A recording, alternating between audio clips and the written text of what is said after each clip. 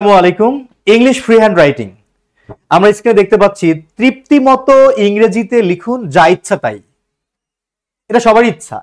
আমি যদি আমার মন যা চায় আমি ইংলিশে লিখতে পারতাম, সেটা হোক প্রিয় মানুষের কাছে চিঠি লেখা থেকে শুরু করে একাডেমিক রাইটিং, কিংবা স্কুল কলেজ ইউনিভার্সিটির রাইটিং, কিংবা চাকরির পরীক্ষায় বিসিএস ব্যাংকের মতো লিখিত পরীক্ষার writing, any piece of writing যদি আমি ইচ্ছা মতো লিখতে পারতাম ইংলিশে। এটা কিন্তু সবাই চায়, কিন্তু চাইলেই তো হয় না। এর জন্য অনেক পরিশ্রম দরকার, ডেডিকেশন দরকার, ত্যাগ তিতিক্ষা, এগুলো দরকার আছে।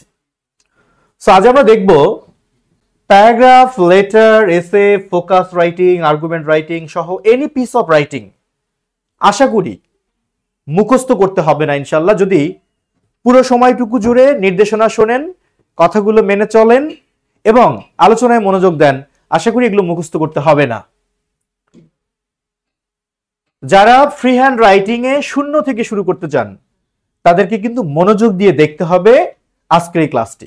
আশা করি মুখস্থ করার হাত থেকে ইনশাল্লাহ মুক্তি পাবেন। মূল বিষয়টা হলো আমরা ফ্রি হ্যান্ড রাইটিং কেন শিখি। আমরা মুখস্থ ছাড়াই লিখতে চাই। কি লিখতে চাই? আপনি যে কোনো এক্সামের কথা বলেন, রিটেন পরীক্ষার কথা বলেন, কি আসে? প্যারাগ্রাফ থাকবে বা শর্ট নোটস থাকবে, এসে থাকবে, ফোকাস রাইটিং যেমন ব্যাংকে আসে focus writing, argument writing, BCS লিখিত পরীক্ষা আসে এসে রাইটিং, একাডেমিক স্কুলের পরীক্ষাও আসে এসে, composition, letter, application, story, feature, summary, precis writing, এগুলোই তো। আমাদের টার্গেট হচ্ছে আমরা এই কোর্স থেকে যেন এগুলো শিখতে পারি, আমাদেরকে যেন মুখস্থ করতে না হয়, আমরা যেন মুখস্থ ছাড়াই এটা শিখতে পারি। এই জন্য আমরা আজকের আলোচনাটা একদম গভীর মনোযোগ দিয়ে শুনব। প্রথম প্রশ্ন হলো, রাইটিং এর জন্য কি দরকার? যা কিছু ইচ্ছা লিখতে চাই, যে কোনো রাইটিং এর জন্য কি দরকার, কি প্রয়োজন? আমি বলবো অবশ্যই ট্রান্সলেশনের দক্ষতা প্রয়োজন। রাইটিং এর জন্য অবশ্যই ট্রান্সলেশনের দক্ষতা প্রয়োজন। আপনাকে অনুবাদ করার সক্ষমতা রাখতে হবে, আপনার কাছে রাইটিং সহজ হবেই। এখন প্রশ্ন হলো, অনুবাদের জন্য তো অনেক নিয়ম দরকার, কথা সত্য, অনেক নিয়ম দরকার। তবে আমি আপনাকে সাময়িকভাবে একটা সাপোর্ট দিতে পারি। একটা রুল দিয়ে আপনি আপনার রাইটিং এর যাত্রা শুরু করতে পারেন, একটা রুল দিয়ে আপনি আপনার ট্রান্সলেশনের যাত্রা শুরু করতে পারেন, জাস্ট একটা রুল দিয়ে। বাট আপনি যদি মনে করেন যে এই একটা রুল দিয়েই সারা জীবন চালাবেন, সেটা সম্ভব না। তবে হ্যাঁ, আমি এখন যে নিয়মটা আলোচনা করব, এই একটা নিয়ম দিয়ে আপনি মোটামুটি যে কোনো কিছু লিখতে পারবেন ইনশাল্লাহ, যে কোনো কিছু ট্রান্সলেট করতে পারবেন ইনশাল্লাহ। কিভাবে? সে একটা রুলটা কি? এই রুলটা নতুন কিছু না, ছোটবেলা থেকেই আপনারা কিন্তু এটা পড়ে আসতেছেন। সেই নিয়মটা কি? সেই নিয়মটা হলো, আমরা যে কোনো বাংলা বাক্যকে যখন ইংলিশে লিখতে যাব, সবার আগে বাক্যের ভার্ব খুঁজে বের করব। ধরেন ছোট্ট একটা বাক্য লিখি, খেয়াল করেন, ছোট্ট একটা বাক্য। ধরেন আমি লিখলাম যে রাকিব হচ্ছে কি ভাত খায়। আমি জানি এই বাক্যের ইংলিশ আপনারা গড়গড় করে লিখতে পারবেন, বাট আমার কথা শুনেন, রাকিব ভাত খায়। তো এই বাক্যের আমি সবার আগে খুঁজে বের করব verb. Which is the verb? Verb হচ্ছে খায়। এখন জাস্ট এই ভার্বটাকে আপনি প্রশ্ন করবেন কে বা কারা দ্বারা। কে বা কারা দিয়ে প্রশ্ন করলে উত্তর হিসেবে সাবজেক্ট পাওয়া যায়, আর কি বা কাকে দিয়ে প্রশ্ন করলে উত্তর হিসেবে অবজেক্ট পাওয়া যায়। এটা একটা সাধারণ নিয়ম। এটাকে আপনি ম্যাজিস্ট্রেটের আজ্ঞা কিংবা সাংবিধানিক নিয়ম মনে করলে হবে না, কারণ ভাষা কোনো নিয়ম ধরে চলে না। তবে হ্যাঁ, আপনি ফ্রি হ্যান্ড রাইটিং জগতে প্রবেশ করার জন্য এই নিয়মটা আপনার অনেক কাজে দিবে। জাস্ট আপনি এটা ভার্বকে ধরবেন, ভার্বকে প্রশ্ন করবেন কে বা কারা দ্বারা, উত্তর হিসেবে যা পাবেন সেটা সাবজেক্ট। ভার্বকে প্রশ্ন করবেন কি বা কাকে দ্বারা, উত্তর হিসেবে যা পাবেন সেটা হবে অবজেক্ট। তাহলে আমি যদি প্রশ্ন করি কে খায়? রাকিব, তাহলে রাকিব হলো সাবজেক্ট। কি খায়? ভাত, তার মানে ভাত হলো অবজেক্ট। এখন আমার ইংলিশে লেখার পালা। আমি প্রথমে সাবজেক্ট নিব, তারপর ভার্ব নিব, অবজেক্ট নিব, এক্সটেনশন নিব। তো আমি এখানে লিখলাম সাবজেক্ট হচ্ছে রাকিব। এবার এটা যেহেতু প্রেজেন্ট টেন্স, তাহলে খাওয়ার জন্য ইট। এখন subject third person singular number হলে ভার্বের সাথে এস যুক্ত হয়, তাই এখানে ইটস। এবার ভাতের জন্য হচ্ছে রাইস। রাকিব ভাত খায়। এই যে দেখেন সাবজেক্টটা থার্ড পারসন সিঙ্গুলার নাম্বার হলে ভার্বের সাথে এস যুক্ত। এরকম কিছু বেসিক বিষয় কিন্তু আপনাকে জানতে হবে, লাগবে এগুলো। সাবজেক্ট পেলাম, ভার্ব পেলাম, অবজেক্ট পেলাম। অনেক সময় ভার্বের পরে যে থাকে সেটা অবজেক্ট না হয়ে কমপ্লিমেন্ট হয়, কখনো অ্যাডভার্বিয়াল হয়, কিন্তু আপনি এগুলোকে নিয়ে এত মাথা ব্যথা নেওয়ার দরকার নেই। আপনি ধরে নেবেন যে এটা ভার্ব, এটা সাবজেক্ট, আর বাকি যা থাকে সেটাকে অবজেক্ট ধরেন, সমস্যা নাই, ধরে নেন, ও ভার্বের পরে বসবে। জাস্ট এই একটা নিয়ম দিয়ে আমরা অনেক বড় বড় বাক্য আজকে অনুবাদ করব, আমরা দেখব ইনশাআল্লাহ। তাহলে একটা ভার্বকে আমরা যখন কে বা কারা দিয়ে প্রশ্ন করব, তাহলে উত্তর হিসেবে যা পাবো সেটা হবে বাক্যের সাবজেক্ট। কি বা কাকে দিয়ে প্রশ্ন করলে উত্তর হিসেবে যা পাবো সেটা হবে বাক্যের অবজেক্ট। চলুন আমরা জাস্ট এই ছোট্ট একটা জিনিস দিয়ে আমরা দেখেন কত বড় বড় বাক্য লিখতে পারবো। এই যে এই বাক্যগুলো দেখছেন, এই বাক্যটা দেখেন, এটা কিন্তু ছোট, এরপরেরটা একটু বড়, এরপরেরটা আরো বড়। বললাম তো আজকে পুরো ক্লাসটাই উপভোগ করার মতো। শুধু আপনার কি লাগবে, আপনার মেধাবী হতে হবে না, আপনার ধৈর্য লাগবে, একটু ধৈর্যশীল হবেন প্লিজ। এখান থেকে আমরা শুরু করি। প্রথমে ছোট বাক্য দিয়ে কি লেখা আছে এখানে, জলবায়ু পরিবর্তন প্রাকৃতিক দুর্যোগের তীব্রতাকে বৃদ্ধি করতেছে। ওকে, আমরা এই বাক্যের আগে একটা ভার্ব খুঁজে বের করব। আমি কিছু বুঝি না, আমি শুধু ভার্বকে বুঝি। Which is the verb? Verb হলো বৃদ্ধি করতেছে। ওকে, এবার আমি সেই আগের নিয়ম অনুযায়ী ভার্বকে প্রশ্ন করলাম যে কি বৃদ্ধি করতেছে। উত্তর হলো প্রাকৃতিক দুর্যোগের তীব্রতাকে বৃদ্ধি করতেছে। তার মানে এটা হচ্ছে অবজেক্ট। খেয়াল করে যান। ওকে, এই দুর্যোগের তীব্রতাকে কে বৃদ্ধি করতেছে? কে? এর উত্তর হচ্ছে জলবায়ু পরিবর্তন। তার মানে এই অংশটা হচ্ছে আমার বাক্যের কি? সাবজেক্ট। তাহলে আমরা সাবজেক্ট পেলাম, ভার্ব পেলাম, অবজেক্ট পেয়ে গেলাম। সহজ হয়ে গেল আমার জন্য। আচ্ছা, উপরে তিনটা ইংরেজি শব্দ আছে, এগুলো কেন? আমরা একই সাথে ওয়ার্ডও শিখবো, সেন্টেন্স মেক করাও শিখবো। এখানে আছে ইন্টেন্সিটি। ইন্টেন্সিটি মানে হচ্ছে তীব্রতা, কোনো কিছুর মাত্রা বা তীব্রতা। এক্সিলারেট, এক্সিলারেট বলতে বোঝায় কোনো কিছু বৃদ্ধি হওয়া বা বৃদ্ধি পাওয়া বা বৃদ্ধি করা বা ত্বরান্বিত করা, মানে কোনো কিছু বৃদ্ধির দিকে যাওয়া, মানে উপরের দিকে যাওয়া বুঝালে এক্সিলারেট হবে। আচ্ছা, তাহলে আমার এক্সিলারেট আমি বুঝলাম। এবার আসেন ডেসিলারেট। ডেসিলারেটটা হচ্ছে মানে নিচের দিকে নামা, অর্থাৎ কমে যাওয়া, কমে যাওয়া। ওকে, তিনটা শব্দ আমরা লিখলাম। এখন আপনি বলবেন যে রিডিউস মানেও তো কমে যাওয়া। হ্যাঁ, রিডিউস মানেও কমে যাওয়া, আপনি রিডিউসও ব্যবহার করতে পারেন, কিন্তু আমি বলবো যে ওয়ার্ডটা আপনি আগে থেকে জানেন সেটার পাশাপাশি যেগুলো কম জানেন কিংবা কম ব্যবহার করেন সেই ওয়ার্ডগুলোকে বেশি বেশি ব্যবহার করতে হবে, তাহলে সেগুলো মনে থাকবে। আপনার ভান্ডারে যা আছে ওইটা দিয়েই যদি সারা জীবন কাজ করেন, নতুন ওয়ার্ড তো আপনার প্র্যাকটিস করা হবে না, নতুন ওয়ার্ড মনেও থাকবে না। যাই হোক, ইন্টেন্সিটি মানে তীব্রতা, অ্যাক্সিলারেট হচ্ছে বৃদ্ধি করা, ডেসিলারেট হচ্ছে কমে যাওয়া। তো আমার এই বাক্যের ভাইয়া ভার্ব কোনটা ছিল? বৃদ্ধি করতেছে। সাবজেক্ট কে ছিল? জলবায়ু পরিবর্তন। আর অবজেক্ট কোনটা? প্রাকৃতিক দুর্যোগের তীব্রতা। ওকে, তাহলে বৃদ্ধি করতেছে, এখান থেকে আমরা বুঝলাম এটা প্রেজেন্ট কন্টিনিউয়াস টেন্স। যখন দেখবেন এরকম ক্রিয়ার শেষে তেসে বা তেসো বা তেসেন মানে চলমান কিছু বুঝাচ্ছে, সেটা হয় প্রেজেন্ট কন্টিনিউয়াস টেন্স। আর প্রেজেন্ট কন্টিনিউয়াস টেন্স মানে হলো আপনার প্রথমে সাবজেক্ট নিতে হবে, তারপরে am is are নিতে হবে, তারপর ভার্ব প্লাস আইএনজি নিতে হবে, এরপর অবজেক্ট কমপ্লিমেন্ট যা থাকে তাই। দেখেন, একটা বাক্য শিখতে গিয়ে আমরা একটা রুলস শিখলাম।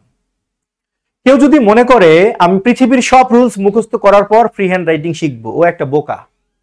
এভাবে কখনো লেখাপড়া হয় না। আপনাকে রাইটিং এর মধ্য দিয়েই নিয়ম শিখতে হবে। আপনি সব নিয়ম মুখস্থ করে রাইটিং শিখতে আসবেন, মনে রাখতে পারবেন না তো। লিখতে লিখতে শিখতে হবে, এটাই সিস্টেম, এটাই বাস্তবতা। তো আশা করি, আমার মনে হয় আপনারা চ্যাট বক্সে যারা লিখতেছেন কোর্স ফি কত বা ইত্যাদি কমেন্ট বক্সে, আমি বলি কি, এই সব কিছু না করে পূর্ণ মনোযোগ দিয়ে ক্লাসটা এনজয় করেন, ক্লাস করেন। এনজি লার্নিং এর ক্লাস করে যদি আপনার মনে হয় যে না আমি শিখতেছি, আমার পক্ষে এখানে শেখা সম্ভব, এরপর আমাদের কোর্সে চাইলেই ভর্তি হওয়া যাবে, স্ক্রিনে ফোন নাম্বার আছে, ভর্তি হওয়া যাবে। এগুলো কোনো ইস্যু না, আগে ক্লাসে মনোযোগ দেই প্লিজ সবাই। আমি কখনোই আমার কোর্সে আমি কাউকে বলি না যে এই এখনই ভর্তি হয়ে যাও, ভর্তি হয়ে যাও। আপনার দরকার হলে যারা ভর্তি হয়নি তারা হয়ে যাবে। অনেকে বন্ধুদেরকে ভর্তি করায়, পরিচিতদেরকে, বাট আমার কথা হলো আগে ক্লাসে মনোযোগ দিব আমরা। তাহলে আমার ভার্ব হলো কি? বৃদ্ধি করতেছে। ওকে, কে বৃদ্ধি করতেছে? জলবায়ু পরিবর্তন। কি বৃদ্ধি করতেছে? প্রাকৃতিক দুর্যোগের তীব্রতা। এটা কোন tense? Present continuous tense. Fine, সবকিছু হয়ে গেল। তাহলে আমরা এখন প্রথমে সাবজেক্টটাকে নেই। জলবায়ু পরিবর্তনের ইংলিশ আপনারা সবাই জানেন যে ক্লাইমেট চেঞ্জ, জলবায়ু পরিবর্তন। এটা যেহেতু প্রেজেন্ট কন্টিনিউয়াস টেন্স, তো কন্টিনিউয়াস টেন্সের জন্য সাবজেক্টের পরে আমি যার হবে। টেন্স যেহেতু সিঙ্গুলার নাম্বার, তাহলে ভার্বটা ইজ হবে। এবার ভার্বটা ইজ দিলাম, অক্সিলারি ভার্ব ইজ দিলাম, বাট মূল ভার্বটা কি? বৃদ্ধি করা। বৃদ্ধি করার ইংলিশ এখানে কি আছে? অ্যাক্সিলারেট। তো আমরা এই ওয়ার্ডটাকে ব্যবহার করি। ইনক্রিজ মানেও বৃদ্ধি করা, আই নো দ্যাট, বাট আপনি এটাকে ব্যবহার করেন। তাহলে আমরা এটাকে লিখলাম, এর সাথে আমরা আইএনজি করব। তাহলে অ্যাক্সিলারেট লিখে তার সাথে আইএনজি করলাম, অ্যাক্সিলারেটিং, বৃদ্ধি করতেছে। সাবজেক্ট পেলাম, ভার্বও পেলাম। এবার কি? অবজেক্ট। কিন্তু অবজেক্টটা বেশ বড়, প্রাকৃতিক দুর্যোগের তীব্রতা, তাই না? বেশ বড় সড়ো একটা অবজেক্ট। ভয়ের কিছু নেই। যখন আপনি দেখবেন কয়েকটা শব্দ মিলে বাক্যের একটা অবজেক্ট হয়েছে, বা কয়েকটা শব্দ মিলিয়ে বাক্যের একটা সাবজেক্ট হয়েছে, মানে একটা ফ্রেজ হয়ে গেছে, এদেরকে পেছন দিক থেকে অনুবাদ করবেন। আবারও বলি, কয়েকটি শব্দ মিলে বাক্যের যখন একটা পার্ট গঠিত হবে, যেমন এখানে 1 2 3 তিনটা শব্দ মিলে কি হয়েছে? অবজেক্ট। তার মানে এটা একটা ফ্রেজ হয়েছে। অবজেক্ট তো বটেই, বাট এটা একটা ওয়ার্ড না, এটা হচ্ছে একটা ফ্রেজ। আর যে কোনো ফ্রেজকে অনুবাদ করতে হয় পেছন দিক থেকে। তার মানে হলো আগে আপনাকে তীব্রতার ইংলিশ লিখতে হবে, তারপর দুর্যোগের, মানে প্রাকৃতিক দুর্যোগের। আচ্ছা, তীব্রতার ইংলিশ কি? তীব্রতার ইংলিশ হচ্ছে ইন্টেন্সিটি। তো আমি লিখলাম ইন্টেন্সিটি, তীব্রতা। তীব্রতার আগে দেখেন ছোট্ট করে একটা র আছে না? এই রটা খুব গুরুত্বপূর্ণ। এখানে এই র এর ইংলিশ দিতে হবে অব। র এর ইংলিশ কি? অব। আচ্ছা, এবার কিসের? দুর্যোগ। কিন্তু দুর্যোগের সামনে একটা বিশেষণ আছে, প্রাকৃতিক দুর্যোগ। তাই বিশেষণটা আগে লিখে নাউনটা পরে লিখতে হবে, প্রাকৃতিক দুর্যোগ। তাহলে ন্যাচারাল ক্লামিটিস। অনেকের মনে প্রশ্ন যে ন্যাচারাল ক্লামিটি না লিখে আপনি এটাকে প্লুরাল নাম্বার কেন করলেন? কথা সত্য, কেন করলাম? আসলে প্রাকৃতিক দুর্যোগ তো একটা না, নানান রকম প্রাকৃতিক দুর্যোগ আছে, যার কারণে এটাকে প্লুরাল নাম্বার করলাম। তাহলে আবারও দেখেন, তীব্রতার ইংলিশ লিখছি ইন্টেন্সিটি, রয়ের ইংলিশ অব, প্রাকৃতিক দুর্যোগের জন্য ন্যাচারাল ক্লামিটিস। এখন সবই ঠিক আছে, আমাকে ইন্টেন্সিটির সামনে একটা দা বসাতে হবে। অনেকের সমস্যা এই জায়গায় যে ভাই আপনি দাটা কেন দিলেন? আচ্ছা, দায়ের বিষয়টা হলো যখনই আপনি কোনো কিছুকে বিশেষভাবে বর্ণনা করবেন তখনই তার পূর্বে দা বসবে। দেখেন, এটা কিসের তীব্রতা তা কিন্তু সুনির্দিষ্ট করে বলা আছে যে প্রাকৃতিক দুর্যোগের তীব্রতা। কিসের তীব্রতা যদি সেটা বলা না থাকতো তাহলে আমরা দা দিতাম না। এরকম সুনির্দিষ্ট করে কোনো কিছুর যদি বর্ণনা করানো হয় তাহলে সেই ক্ষেত্রে আমরা কিন্তু আর্টিকেল ব্যবহার করব না। সো আমরা এখানে দা দিলাম। তাহলে climate change is accelerating the intensity of natural calamities. জলবায়ু পরিবর্তন আমাদের প্রাকৃতিক দুর্যোগের তীব্রতাকে কি করতেছে? বৃদ্ধি করতেছে। দেখেন কি সুন্দর একটা বাক্য হয়ে গেল। Climate change is accelerating the intensity of natural calamities. বুঝতেছি সবাই? একটু প্লিজ কমেন্ট করবেন, বুঝতেছেন সবাই? জানাবেন একটু। আচ্ছা, তাহলে ইন্টেন্সিটি শব্দটার এই যে আপনি প্রয়োগ করলেন, অ্যাক্সিলারেট শব্দটাকে এই যে আপনি একবার প্রয়োগ করলেন, বিশ্বাস করেন ভাই এটা আপনি সহজে ভুলবেন না। কিন্তু আপনি শুধু ডিকশনারি থেকে ওয়ার্ড মুখস্থ করে গেছেন এই ম্যাঙ্গো মানে আম, ম্যাঙ্গো মানে আম, ব্যানানা মানে কলা, ব্যানানা মানে কলা, ব্যানানা মানে কলা, ডগ মানে কুত্তা, ডগ মানে কুত্তা, এগুলো কখনোই মনে থাকবে না। এগুলোকে সেন্টেন্সে প্রয়োগ করতে হবে, এটাই বাস্তব। আচ্ছা, তাহলে আমরা এখান থেকে মোটা দাগে কি কি বুঝলাম? প্রেজেন্ট কন্টিনিউয়াস টেন্স মানে চলমান বিষয়, subject am is are, verb plus ING, object হবে। ইন্টেন্সিটি মানে তীব্রতা, অ্যাক্সিলারেট মানে বৃদ্ধি করা, ডিসিলারেট মানে কমে যাওয়া। আমরা প্রথমে যে কোনো বাক্য লিখতে গেলে আগে ভার্ব নিব, ভার্বকে প্রশ্ন করব কে বা কারা দিয়ে, সাবজেক্ট পাবো, অবজেক্ট পাবো, লিখে ফেলবো। এবার চলেন আমরা এই বাক্যটাকে, জাস্ট এই বাক্যটাকে একটু বড় করে ফেলি। একটু বড় হয়েছে। প্লিজ আপনাদের কাছে আমার একটা অনুরোধ, ভয় পাবেন না। বড় বাক্য দেখলে আগেই ভয় পেয়ে যাও নাকি, আল্লাহ এত বড় বাক্য আমি পারবো। আপনারে দিয়ে আমি 10 লাইন বিশিষ্ট বাক্য অনুবাদ করাবো ইনশাল্লাহ, যদি আমি বেঁচে থাকি আর আমার কোর্সে আপনি থাকেন। একটা বাক্য দৈর্ঘ্য হবে 10 লাইন কমপক্ষে। সম্ভব, কিছুই না, একদম ইজি। মনোযোগ দেন। বৈশ্বিক উষ্ণতার দ্বারা সংঘটিত জলবায়ু পরিবর্তন সারা বিশ্বব্যাপী প্রাকৃতিক দুর্যোগের তীব্রতাকে বৃদ্ধি করতেছে।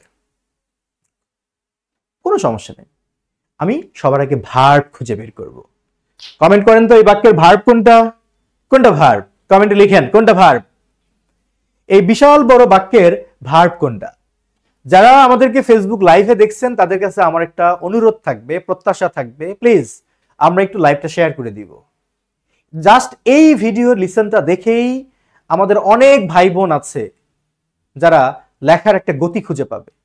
সবাই আসলে পেইড কোর্সে ভর্তি হতে পারে না, সবার সামর্থ্য থাকে না, সবার ইচ্ছা থাকলেও সবাই পারে না। কিছু কিছু লেসন যদি আমরা পাবলিক শেয়ার করে দেই, অনেকে উপকৃত হবে। এই রমজানে যত ভালো কাজ করবেন, স্বাভাবিকের চেয়ে আল্লাহ মনে হয় একটু বেশি আপনাকে সেখানে তার প্রতিদান দিবে। তাহলে এই বাক্যের ভার্ব হলো বৃদ্ধি করতেছে, তাহলে ভার্ব হচ্ছে বৃদ্ধি করতেছে। Okay fine. এবার আমি বলেছিলাম ভার্বকে আমরা কে বা কারা দিয়ে প্রশ্ন করলে উত্তর হিসেবে সাবজেক্ট পাই, আর কি বা কাকে দ্বারা প্রশ্ন করলে উত্তর হিসেবে অবজেক্ট পাই, রাইট? আচ্ছা, এখন আমি জাস্ট প্রশ্ন করব যে কি বৃদ্ধি করতেছে বা কাকে বৃদ্ধি করতেছে? উত্তর হলো প্রাকৃতিক দুর্যোগের তীব্রতা, তাই না? আচ্ছা, যদি আমি আরেকটু বিশেষভাবে জানতে চাই যে ভাই কোন তীব্রতা, একটু ভালো করে বলেন না, একটু ভালো করে বলেন, ব্যাখ্যা করে বলেন, তখন আপনি কি বলবেন? হয় রাগ করে বলবেন, না হলে আপনি একটু ধৈর্য নিয়ে বলবেন যে ভাই বুঝেন নাই কি বৃদ্ধি করতেছে? না বুঝি নাই। বৃদ্ধি করতেছে মূলত ওই যে সারা বিশ্বব্যাপী যে প্রাকৃতিক দুর্যোগের তীব্রতা, ওইটার কথা বলছে। আমরা চাইলে এটাকে অ্যাডভার্ব অফ প্লেস হিসেবে আলাদা করতে পারি, না চাইলেও সমস্যা নেই। এই জিনিসটাকে বৃদ্ধি করতেছে, মানে বিশ্বব্যাপী যে প্রাকৃতিক দুর্যোগের তীব্রতা ওইটারে বৃদ্ধি করতেছে। তার মানে আমরা চাইলে এটাকে অবজেক্ট ধরতে পারি। ওকে, এই বিশ্বজুড়ে প্রাকৃতিক দুর্যোগের তীব্রতাকে কে বৃদ্ধি করতেছে? কে? উত্তর জলবায়ু পরিবর্তন। আমি বললাম ভাই বুঝলাম না, কোন জলবায়ু পরিবর্তন? আরে বুঝেন নাই? যে না বুঝি নাই। আরে ভাই ওই যে বৈশ্বিক উষ্ণতার দ্বারা সংঘটিত হয় যে জলবায়ু পরিবর্তন, সেই জলবায়ু পরিবর্তনের কথা বলছে। ও আচ্ছা, তার মানে এই পুরো অংশটার নাম হয়ে গেল বাক্যের কি? Subject.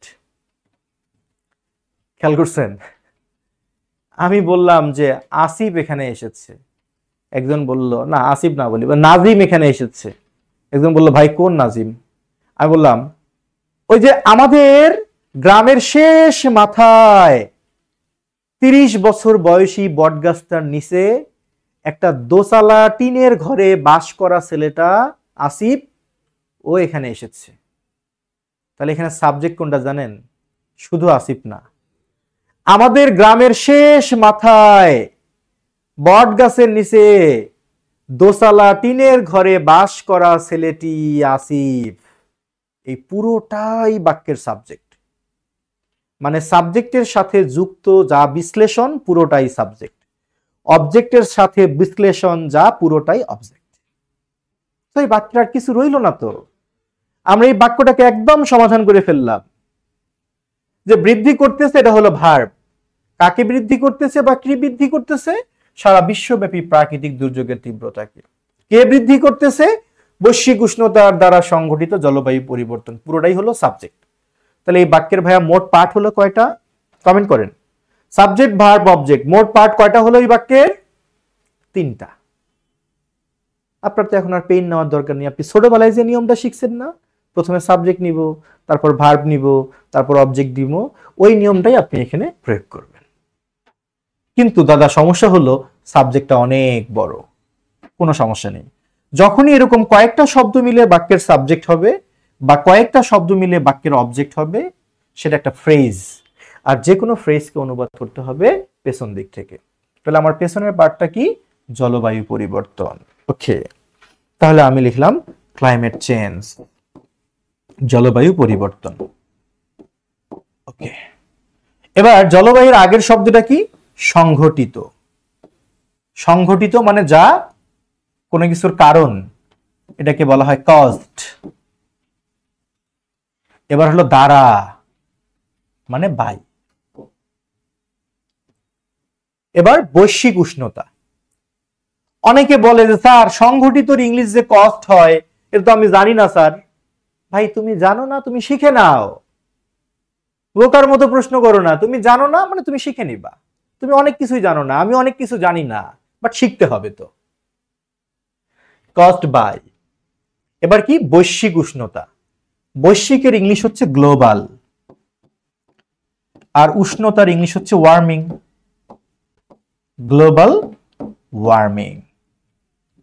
So climate change caused by global warming. এখন যদি কেউ বলে যে স্যার ওয়ার্মিং যদি আমার মাথায় না আসে, ভাই তোমার মাথায় যদি না আসে তো তুমি ভাবো উষ্ণতা মানে কি? ঠান্ডা নাকি গরম? গরম। এখন ধরো তোমার মাথায় আসতেছে গ্লোবাল হিট, তুমি হিটে লিখো। অন্তত থিমটাকে কমপ্লিট করো, আস্তে আস্তে তোমার ওয়ার্ডও পরিবর্তন হবে। তাহলে ভাই আমার সাবজেক্টটা কি? Climate change caused by global warming. পুরোটা মিলে কিন্তু আমার সাবজেক্ট হয়ে গেছে। ওকে, সাবজেক্ট যখন হয়ে গেল, এখন আমার কি লাগবে? এখন আমার ভার্ব লাগবে। ভার্ব কোনটা? বৃদ্ধি করতেছে। এটা কোন টেন্স? এটা প্রেজেন্ট কন্টিনিউয়াস টেন্স। তো প্রেজেন্ট কন্টিনিউয়াস টেন্স মানে তো সাবজেক্টের পরে আমি যার ভার্ব প্লাস আইএনজি। এখন অনেকে কনফিউজড হয়ে যাবে, আল্লাহ এত বড় সাবজেক্ট, আমি অ্যামিজ আর নিব, কিভাবে নিব, কেমনে বুঝবো? গুড। সাবজেক্ট যত বড়ই হোক, ভার্ব বসে এই প্রথম নাউনটা অনুসারে ভার্ব বসে।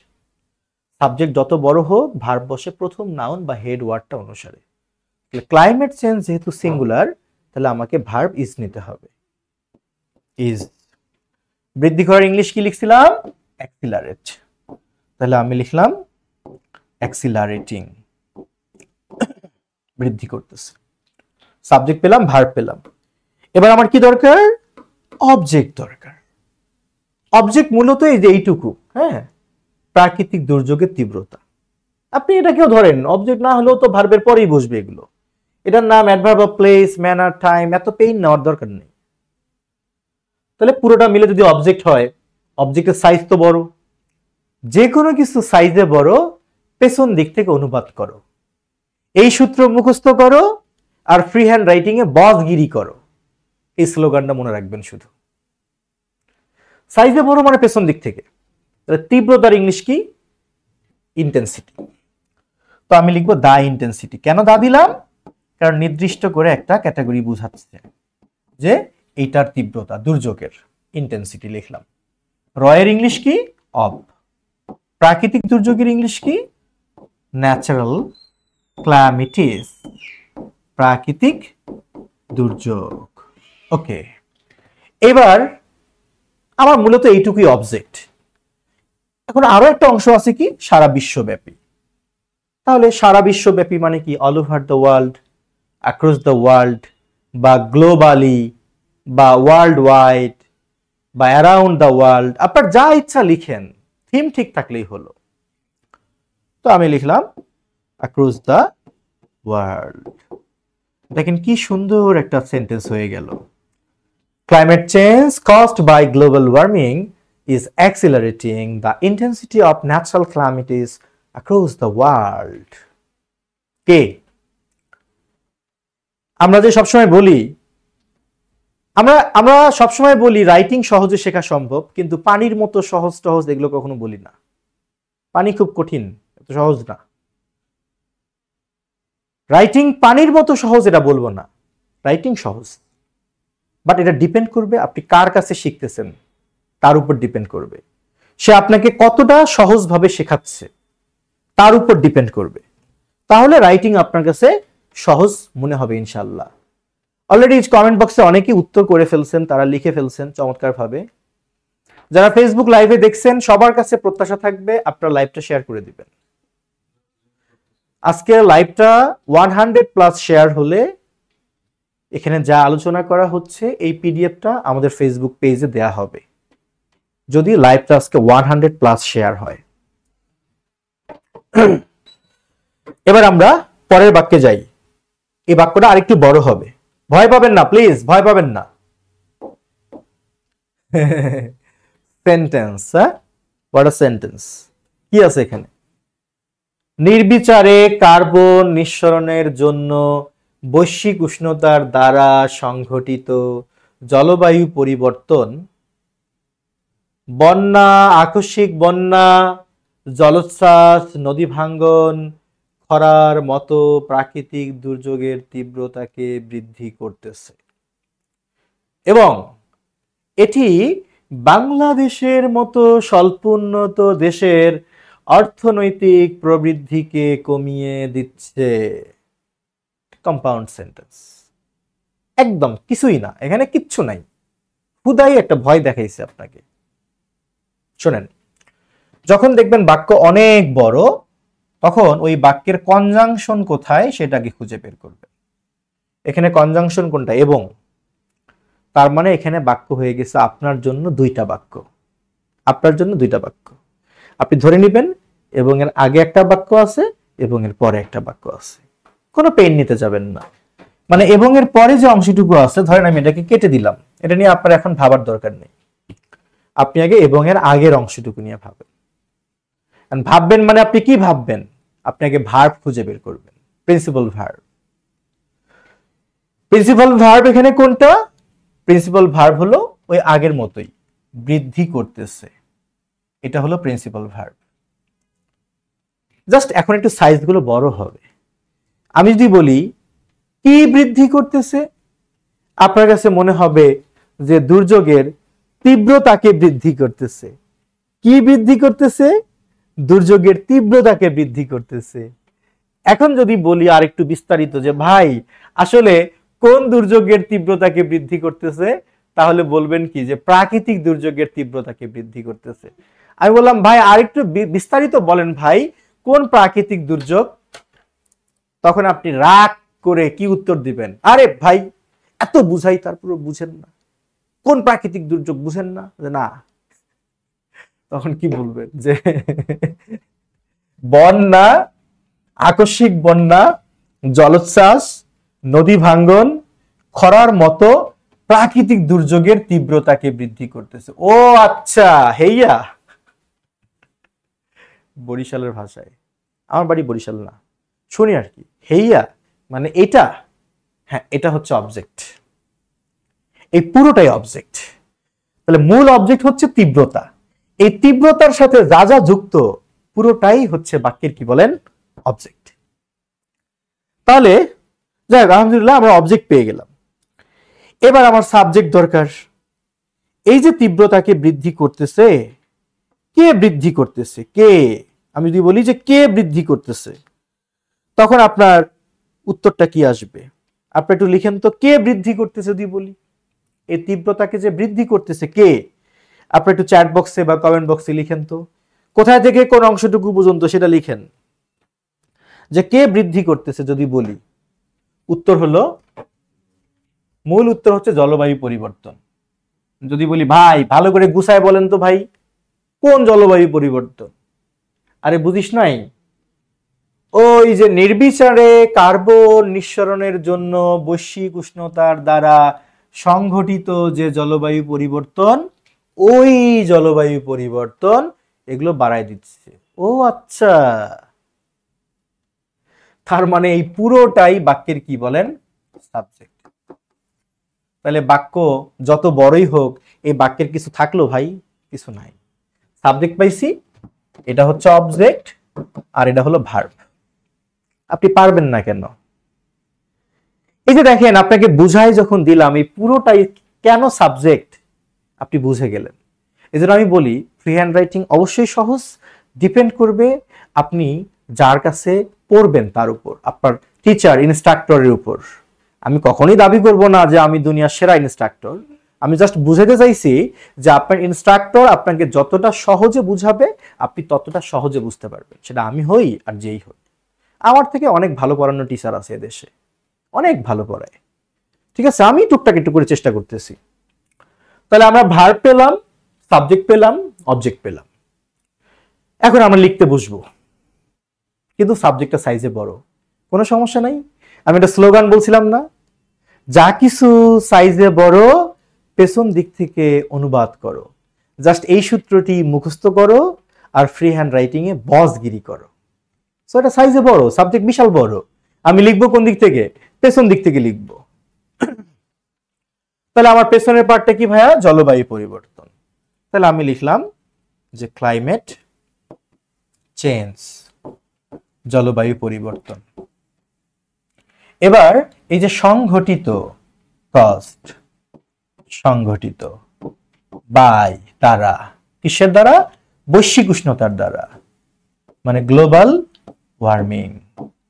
আজকের ক্লাসটা পুরো সময় জুড়ে যারা করবেন তারা ফ্রি হ্যান্ড রাইটিং একটা নতুন গতি খুঁজে পাবেন ইনশাআল্লাহ, সেটা আমি নিশ্চিত করে বলতে পারি।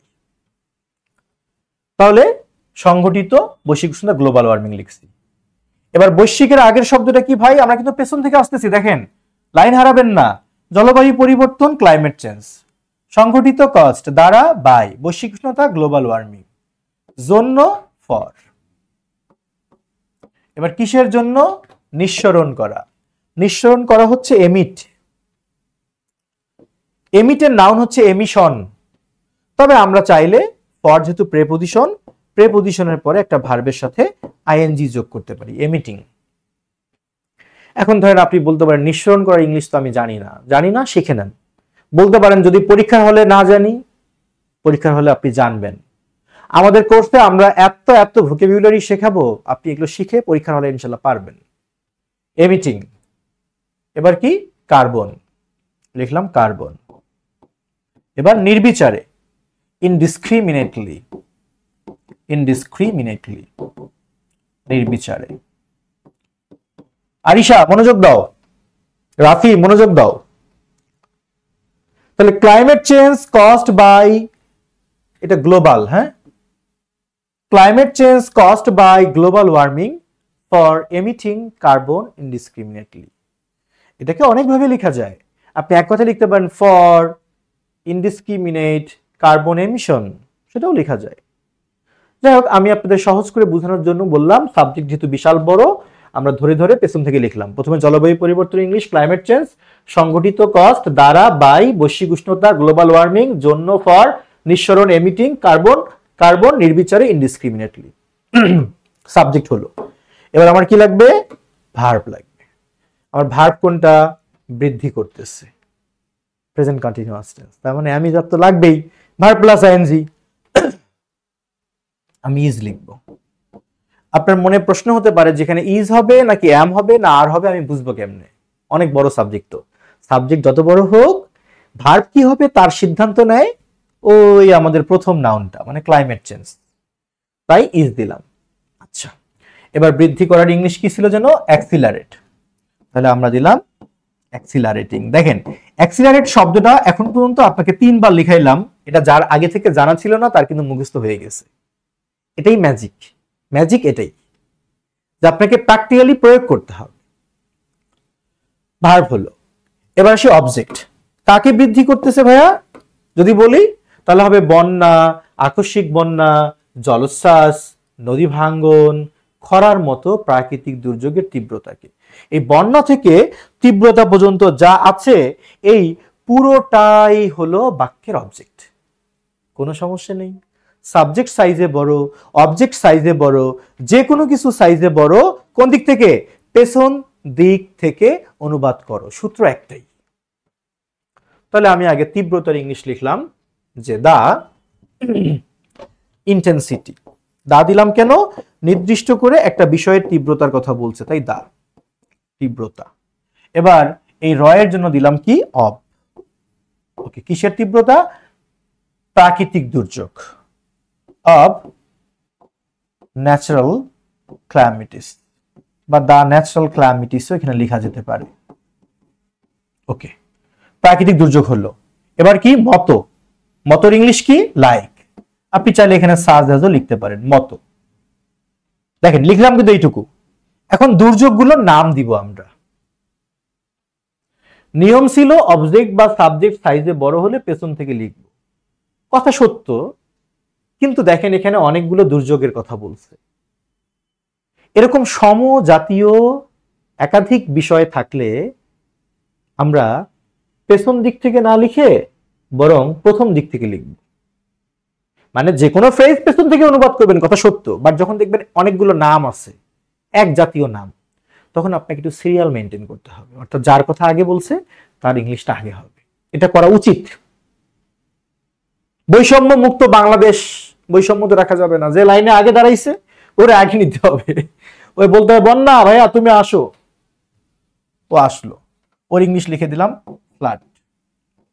এবার সিরিয়াল ডাকলাম, ভাইয়া আকস্মিক বন্যা তুমি চলে আসো, ওর ইংলিশ লিখে দিলাম ফ্ল্যাশ ফ্ল্যাট। এবার ডাক দিব, কইরে আমার লক্ষ্মী সোনা জলস্থাস, জলস্থাস বলতেছে জি হুজুর আমি হাজির।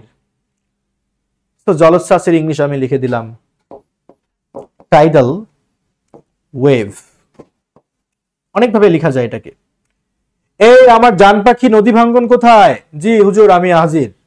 এই যে ওর ইংলিশ লিখে দিলাম রিভার ইরোশন। আমার খরা কোথায়? খরা। ও বলতেছে ইয়েস স্যার আমি হাজির। এটা তো শেষ, তাই আমরা এখানে লিখে দিই অ্যান্ড, বা আমরা অ্যান্ড না দিলেও সমস্যা নেই, দিলাম যে ড্রাউট, খরা। ভাই মন থেকে একটা কথা বলেন তো, কমেন্ট করেন, লিখেন, আসলে যতটা কঠিন ভাবছেন বাক্য কি এত কঠিন? প্লিজ একটু কমেন্ট করে যাবেন। যা বুঝাচ্ছি এটা কি বুঝতে আপনাদের অসুবিধা হচ্ছে? আপনাদের অনুভূতি আমি জানতে চাই, প্লিজ এটা সবাই লিখবেন। কে কতটুকু বুঝতেছেন অনুভূতি জানতে চাই। এই ভালো কমেন্ট করলে আমার ফ্রি হ্যান্ড রাইটিং কোর্সে ভর্তি হতে বলবো এরকম কিছু না, জাস্ট মতামত বলেন। যারা ইএনজি লার্নিং কে চেনে জানে তারা আমাদেরকে খুঁজে বের করে ভর্তি হয়। আমি সবসময় বিশ্বাস করি আমার পেশা হচ্ছে যেহেতু এটা, এই পড়ানো, আমার রিজিকটা আল্লাহ এখানে দেয়। আমি বিশ্বাস করি যদি আমি সততার সাথে পড়াই, ভালোবেসে পড়াই, এটা আল্লাহ আমাকে এখানে আপনাদেরকে হাজির করাই দিবেই। এটা নিয়ে আমি চিন্তা করি না, আমি চিন্তা করি আপনারা শিখলেন কিনা, এটা নিয়ে আমার টেনশন বেশি। একটু প্লিজ মনোযোগ দিয়ে আপনারা একটু একটা কমেন্ট করবেন যে আপনারা প্রথমে ভয় পেয়ে গেছিলেন, এখন ঠিক আছে কিনা একটু বলেন। আলহামদুলিল্লাহ। আচ্ছা তো দেখেন হাসতে হাসতে প্রথম অংশটুকু কিন্তু হয়ে গেল। Climate change caused by global warming for emitting carbon indiscriminately is accelerating the intensity of natural calamities like flood, flash flood, tidal wave, river erosion, drought. আমরা চাইলে এখানে and drought লিখতে পারি, ওকে, না লিখলেও সমস্যা নেই। এবার আসেন কি বলছে দেখি একটু। এখন আমার একটা কনজাংশন ছিল মনে পড়ে, এবং এর পরের টুকু নিয়ে আমি এখন কাজ করব। এবং এর আগের অংশটা আমার অনুবাদ করা শেষ, একে আমি কেটে দিলাম, এর দিকে আমি আর একদমই তাকাবো না। আমার এখন কাজ হলো এবং এর পর থেকে লেখা। তো আমি লিখে দিলাম এবং এর পর থেকে, এবং এর ইংলিশ কি হবে? অ্যান্ড। এখানে একটা সেমিকোলন চিহ্ন দিয়ে অ্যান্ড লিখলাম। সেমিকোলন চিহ্নটা কেন দিলাম এটা আমি বুঝাবো, প্লিজ ওয়েট। এবং এর পর থেকে আমরা এখন বাক্যটা পড়ি। এটি বাংলাদেশের মতো স্বল্পোন্নত দেশের অর্থনৈতিক প্রবৃদ্ধিকে কমিয়ে দিচ্ছে। ভাই এখানে ভার্ব কোনটা? ভার্ব হলো কমিয়ে দিচ্ছে। ওকে, কাকে কমিয়ে দিচ্ছে? প্রবৃদ্ধি। আরে ভাই কোন প্রবৃদ্ধি? অর্থনৈতিক প্রবৃদ্ধি। আরে বুঝলাম না তো, কিসের অর্থনৈতিক প্রবৃদ্ধি? তোমাকে নিয়ে ঝামেলা, বোঝো নাই? না বুঝি নাই। কারে কমিয়ে দিচ্ছে সেটা বলো সহজ করে। তখন উত্তরটা কি হবে বলেন তো? যে বাংলাদেশের মতো স্বল্প উন্নত দেশের অর্থনৈতিক প্রবৃদ্ধিকে।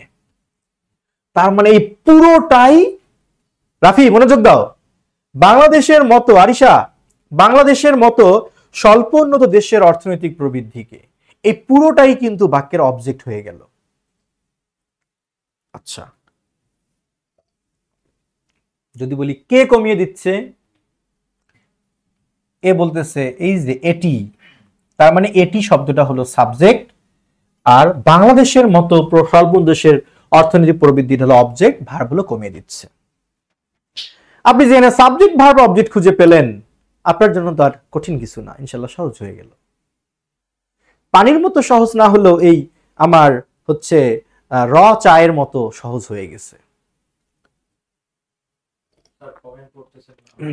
সরি, আসলে এখানে বসে খাওয়ার মতো সুযোগ নাই, হ্যাঁ দাঁড়িয়ে খেতে হচ্ছে। কমেন্ট এত ইজি অ্যাপ্রোচে ফ্রি হ্যান্ড রাইটিং শেখা যায়, আপনার ক্লাস না করলে অজ্ঞাত থেকে যেত। আলহামদুলিল্লাহ, শুনে ভালো লাগলো। আমি তো ফ্রি হ্যান্ড রাইটিং ভয় পেতাম, এখন মনে হয় পারবো ইনশাল্লাহ। ইনশাল্লাহ এটি সাবজেক্ট, এটা বুঝতে পারছিলাম না, এখন আশা করি বুঝে গেছেন। ওকে ভাইয়া, এই যে কলিজার ভাই বোনরা, তোমরা যারা কমেন্ট করো, আমি সবার কমেন্টই আমার এই যে সামনের স্ক্রিন আমি আসলে দেখতে পাই। এখানে একটু মনোযোগ দিছি তো এই জন্য কমেন্টগুলো পড়ি না, বাট আমি দেখতেছি কে কি লিখতেছো, সেটার উপর ভিত্তি করেই কিন্তু আমি ক্লাস আগাচ্ছি। একজন আরেকটা লিখছে যে তামান্না সুলতানা বিথি, ওয়াও চমৎকার ভাবে পুরো বাক্য লিখছে। দাদা I want to admit ENG learning English, please let me know at least. Khalida Haldar, দাদা প্লিজ, আপনার হচ্ছে ভর্তি বিষয়ে আমি কোনো কিছুতে নাই। ভর্তির জন্য যারা আমাদের ফ্রি হ্যান্ড রাইটিং কোর্সে কিংবা ইংলিশ গ্রামার কোর্সে এগুলোতে ভর্তি হতে চান, তাদেরকে বলবো প্লিজ আপনারা একটু কষ্ট করে, মানে এই নাম্বারে, হ্যাঁ এই যে এই নাম্বারে আপনারা একটু কথা বলবেন, 01605299524, এটা আমাদের কোর্স কোঅর্ডিনেটরের নাম্বার।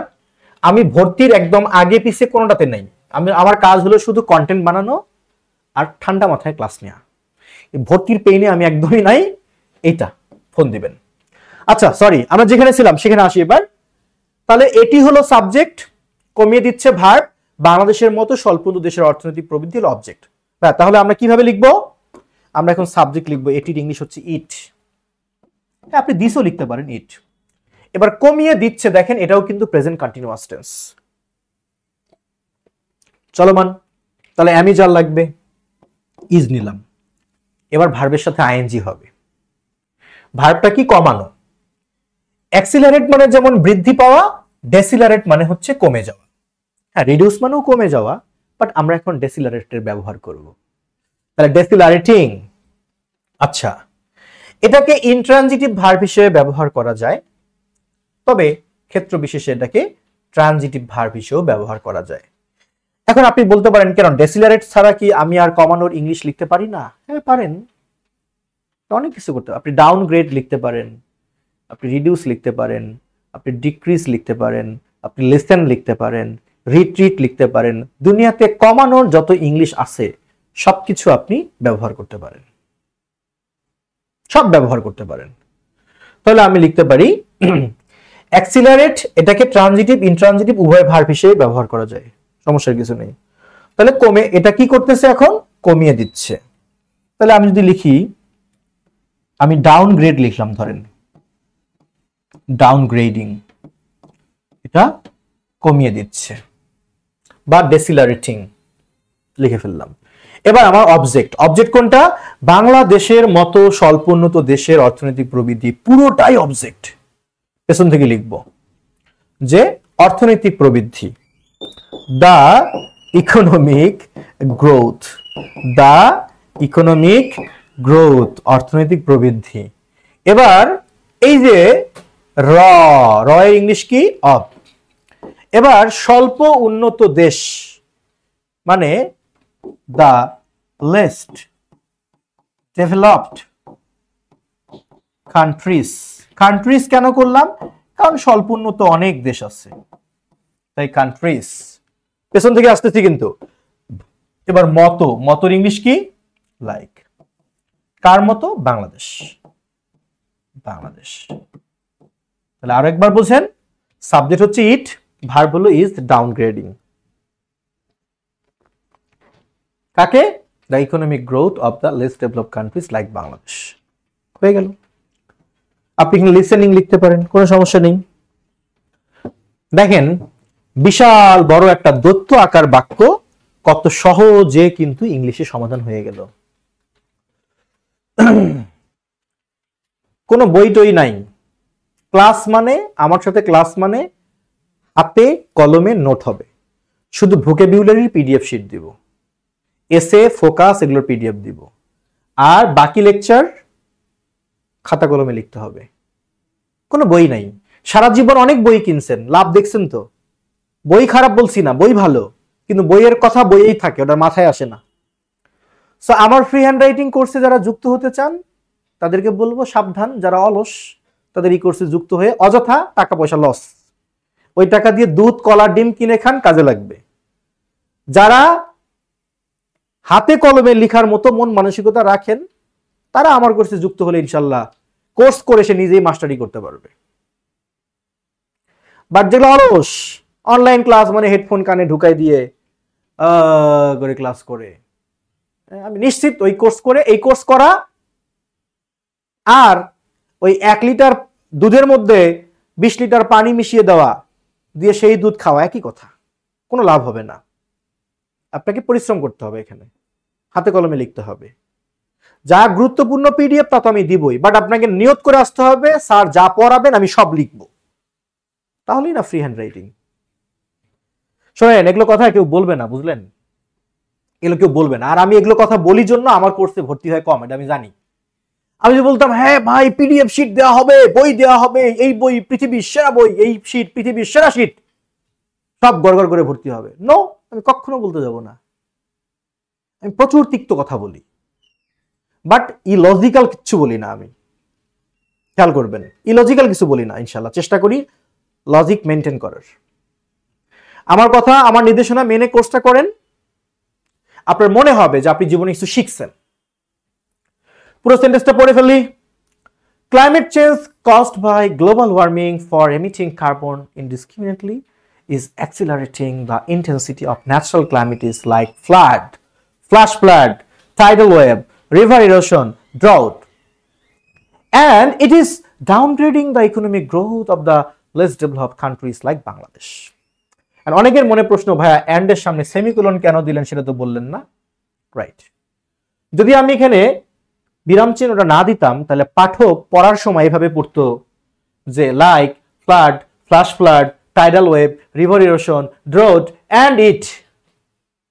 ড্রোটের সাথে তো ইট যুক্ত হবে না, এই জন্য ওরা থামানোর জন্য এখানে একটা কমা বা সেমিকোলন দরকার ছিল।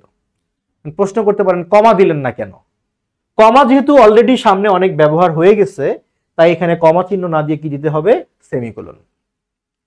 বিরাম চিহ্নগুলো অনেক গুরুত্বপূর্ণ যদি আপনি কি গুরুত্ব দেন, আর বিরাম চিহ্ন আপনার কাছে কিছুই মনে হবে না যদি আপনি বিরাম চিহ্ন না বোঝেন, তাহলে কিচ্ছু মনে হবে না। যদি এটা বোঝেন তাহলে এটা আপনার কাছে অনেক অনেক গুরুত্বপূর্ণ একটা বিষয় মনে হবে। এই বিরাম চিহ্নের উপর অনেক কিছু নির্ভর করে। যেমন একটা বাক্য দেখছেন না কোথায় লেখা, এখানে প্রসাব করিবেন, না করিলে 200 টাকা জরিমানা, ওই টাইপের বাক্য অর্থ হয়ে যাবে। যাই হোক, এই বাক্য আমরা বুঝে গেলাম। এবার আমরা একটু পরের বাক্যে যাব। তাহলে যারা আমাদের ইংলিশ ফ্রি হ্যান্ড রাইটিং কোর্সে যুক্ত হতে চান তাদেরকে বলবো আমাদের 01605295224 এই নাম্বারে ফোন করবেন। চলেন ভাই আমরা এবার পরের বাক্যে যাই। আচ্ছা, তরুণরা আমাদের গণতন্ত্রের ভিত্তিকে শক্তিশালী করতেছে। আজকে বলেছি তো আজকে আলোচনা হবে লম্বা আলোচনা, এবং এই আলোচনা তাদের জন্য না যারা অলস প্রকৃতির, তাদের জন্য এই আলোচনা না। যারা ইংলিশে দুর্বল তবে প্রচন্ড পরিশ্রম করার ইচ্ছা আছে, তারা আমার কোর্স থেকে উপকৃত হবে ইনশাল্লাহ বলতে পারি। চলেন এই বাক্যের আমরা আগে ভার্ব খুঁজতে পারি। এই বাক্যের আমরা আগে ভার্ব খুঁজে বের করি। ভার্ব থেকে আমরা সাবজেক্ট অবজেক্ট খুঁজবো। এবার আপনাদের পালা, আপনারা একটু কমেন্ট করেন, চ্যাট বক্সে লিখেন এই বাক্যের প্রিন্সিপাল ভার্ব কোনটা। তরুণরা আমাদের গণতন্ত্রের ভিত্তিকে শক্তিশালী করতেছে। তরুণরা আমাদের গণতন্ত্রের ভিত্তিকে শক্তিশালী করতেছে। এটার ইংলিশ আপনারা কি লিখবেন প্লিজ সবাই একটু বলেন। মানে এখানে ভার্ব কোনটা হবে? ভার্ব, আপনারা একটু ভার্বটা খুঁজে বের করেন। সবাই একটু ভার্ব খুঁজে বের করেন, সবাই কমেন্ট করবেন ভার্ব কোনটা এখানে।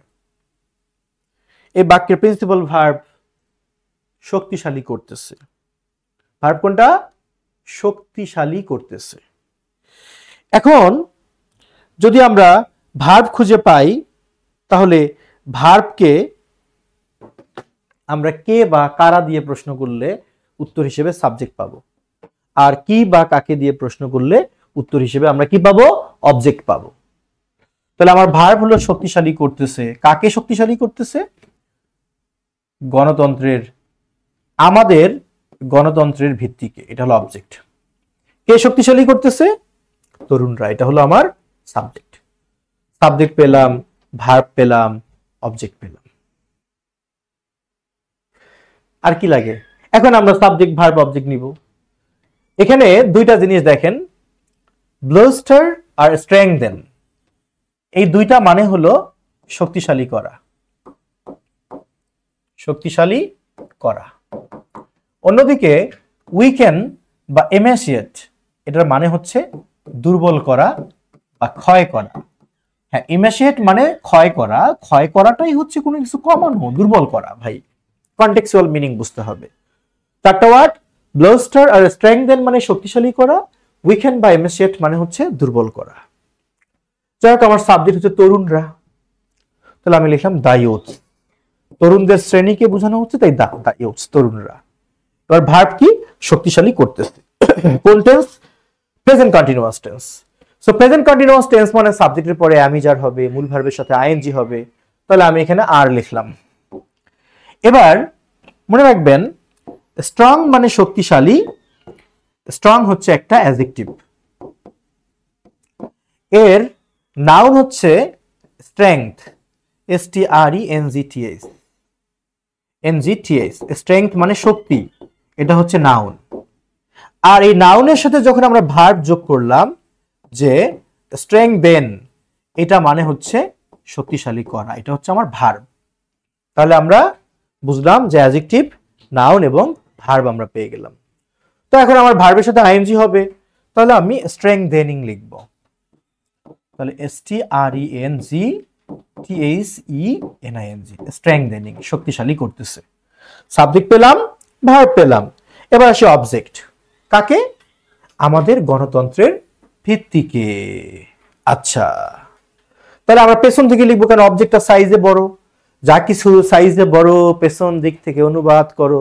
যদি এই সূত্রটি মুখস্থ করো তাহলে কি হবে? এই সূত্রটি মুখস্থ করো, ফ্রি হ্যান্ড রাইটিং এ বসগিরি করো।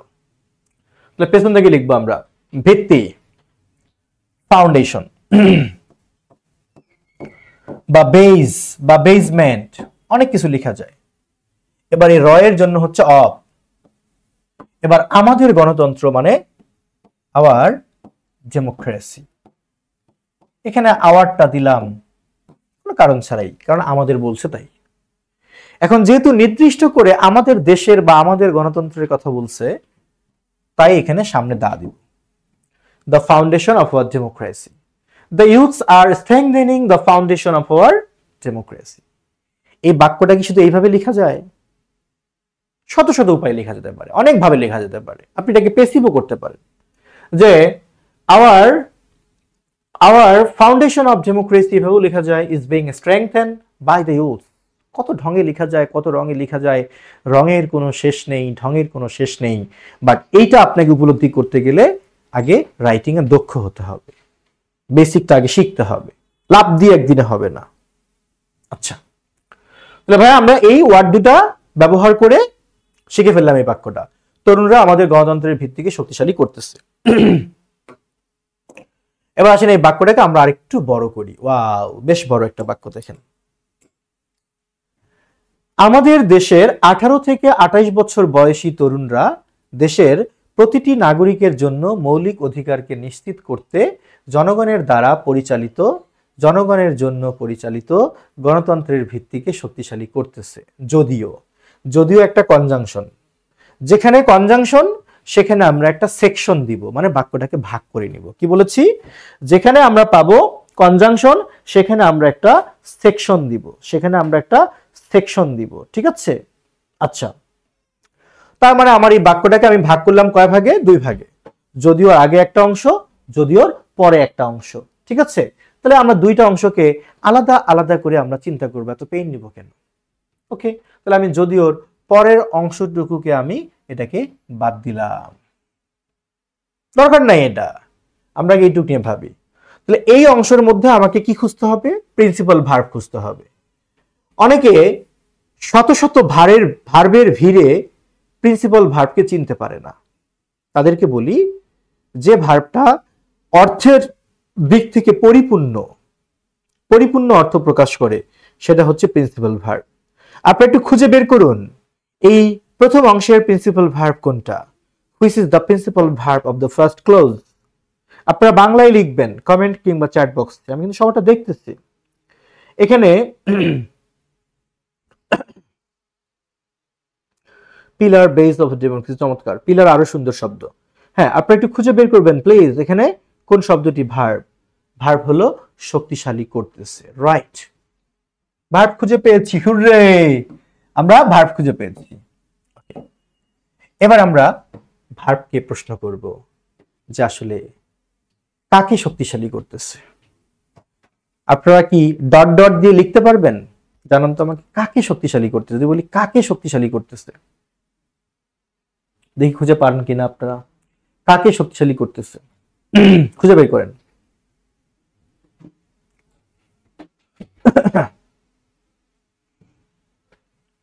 জনগণের দ্বারা পরিচালিত, জনগণের জন্য পরিচালিত গণতন্ত্রের ভিত্তিকে। মূলত গণতন্ত্রের ভিত্তিকে। কোন গণতন্ত্র? যে গণতন্ত্র জনগণের দ্বারা পরিচালিত, যে গণতন্ত্র জনগণের জন্য পরিচালিত, এই জিনিসটাকে দ্বারা শক্তিশালী করতেছে। খেয়াল করছেন? অবজেক্ট পাইছেন? পাইছি। এবার আমার সাবজেক্ট দরকার, যে এই গণতন্ত্রের ভিত্তিকে, পিলারকে, ফাউন্ডেশনকে কে শক্তিশালী করতেছে? উত্তর হলো তরুণরা। ভাই কোন তরুণরা? উত্তর হলো আমাদের দেশের 18 থেকে 28 বছর বয়সী তরুণরা। এটা হলো আমার সাবজেক্ট। তাহলে এখন বলতে পারেন বাকি যে একটা রইলো ওটা কি? ওইটা নিয়ে আপনার এখন মাথা ঘামানোর দরকার নেই। আপনার কাজ, আপনি আগে সাবজেক্ট নেবেন, ভার্ব নেবেন, অবজেক্ট নেবেন। বাকি কি আছে ওটা নিয়ে আমরা পরে কথা বলবো। ওকে, তাহলে তো ঝামেলা মিটেই গেল। এখন আমরা সাবজেক্টটা নিব, কিন্তু সাবজেক্টটা বেশ বড়, সাইজে বড়। আজকে আপনাদের উপস্থিতি দেখে আমার ভীষণ ভালো লাগতেছে যে বেশ মোটামুটি সবাই ধৈর্যশীল। রাইটিং শিখতে গেলে মেধাবী হওয়া জরুরি না, ধৈর্যশীল হওয়া জরুরি। তাই আমার ভার্ব শক্তিশালী করতেছে, সাবজেক্ট হচ্ছে আমাদের দেশের 18 থেকে 28 বছর বয়সী তরুণরাই। পুরোটাই হলো আমার বাক্যের কি? সাবজেক্ট। সাবজেক্ট সাইজে বড়, কোন দিক থেকে? পেছন দিক থেকে অনুবাদ করব। ওকে, তাহলে আমি লিখব তরুণরা। আচ্ছা, দা ইউথস, তরুণরা। কোন তরুণরা? যাদের বয়স 18 থেকে 28 বছর, যাদের বয়স। তাহলে আমি লিখলাম বিটুইন 18 and 28। আমি জানি আপনাদের এখানে লিখতে ইচ্ছা করতেছে from 18 to 28।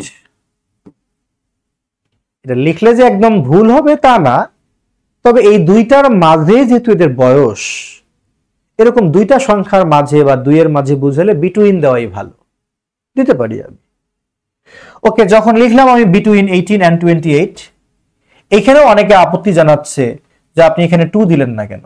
না, এখানে 2 হবে না, সামনে ফ্রম থাকলে এখানে 2 হইতো, বিটুইন হলে তো কখনো 2 হবে না, এন্ড হবে।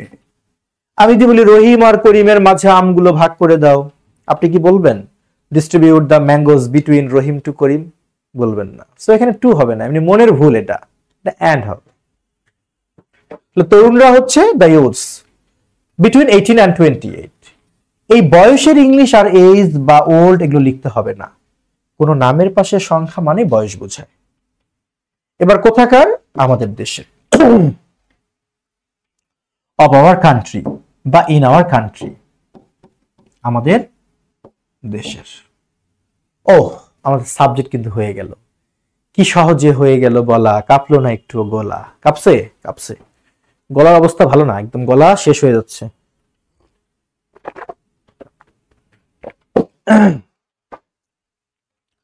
গলার অবস্থা ভালো না জন্য খুব কষ্ট হয়ে যায়, কত কি ব্যবস্থা নেই।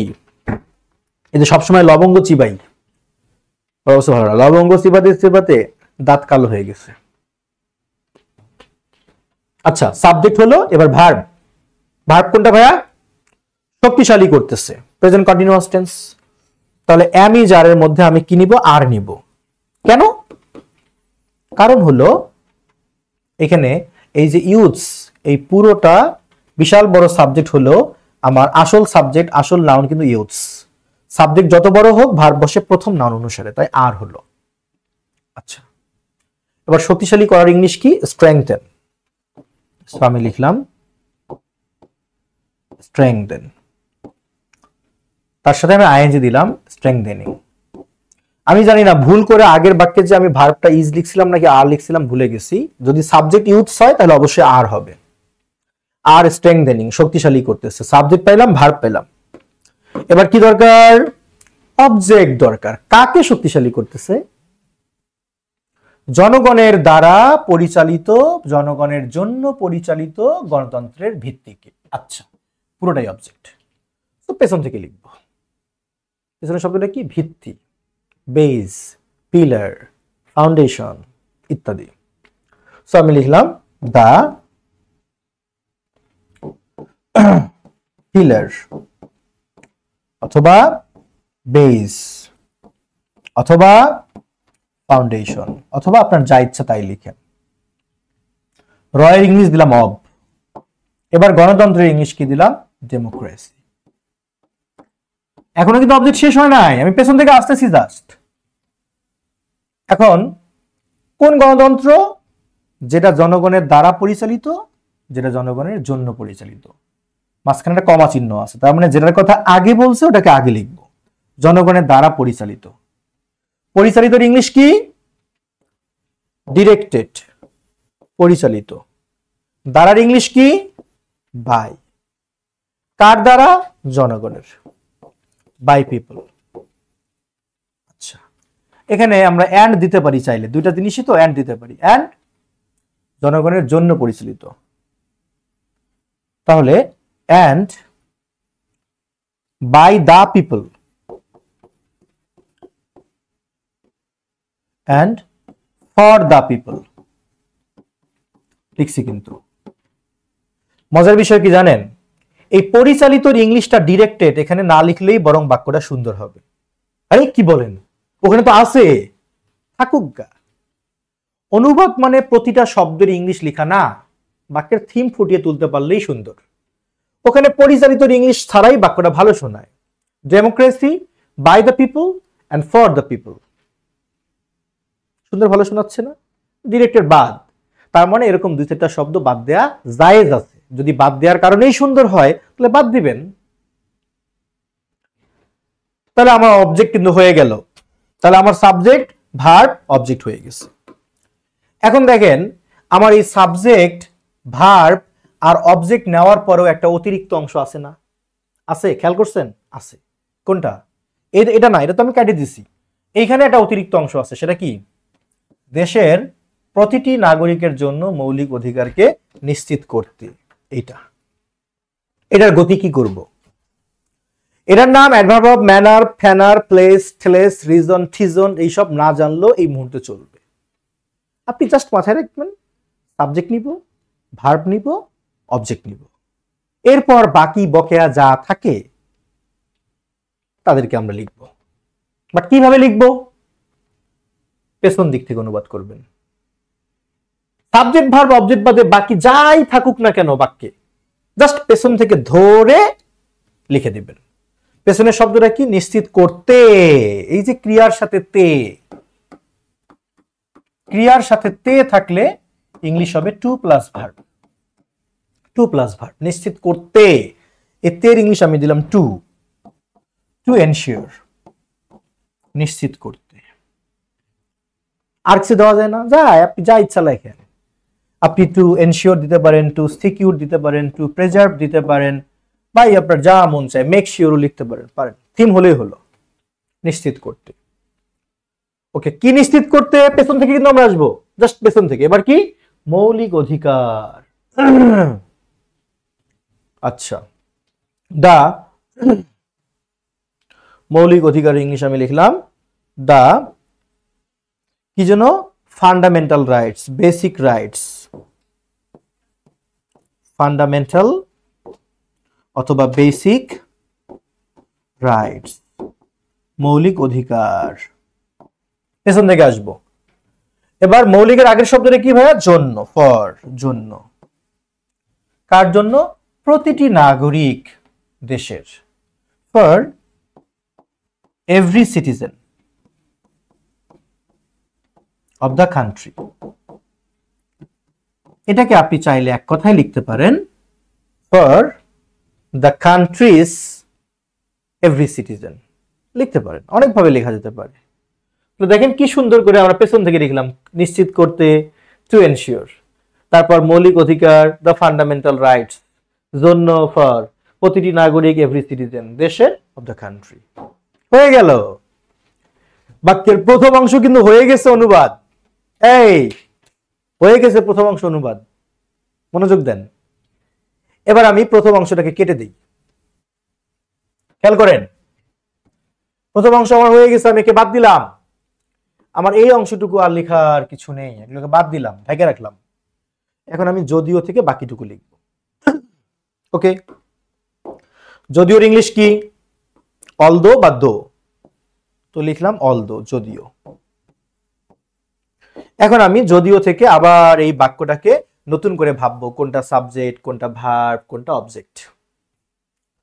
মানে কনজাংশনের পরে যখন একটা ক্লোজ পাবেন, আপনি আবার নতুন করে ভাববেন যে কোথায় সাবজেক্ট আছে, কোনটা ভার্ব আছে, কোনটা অবজেক্ট আছে।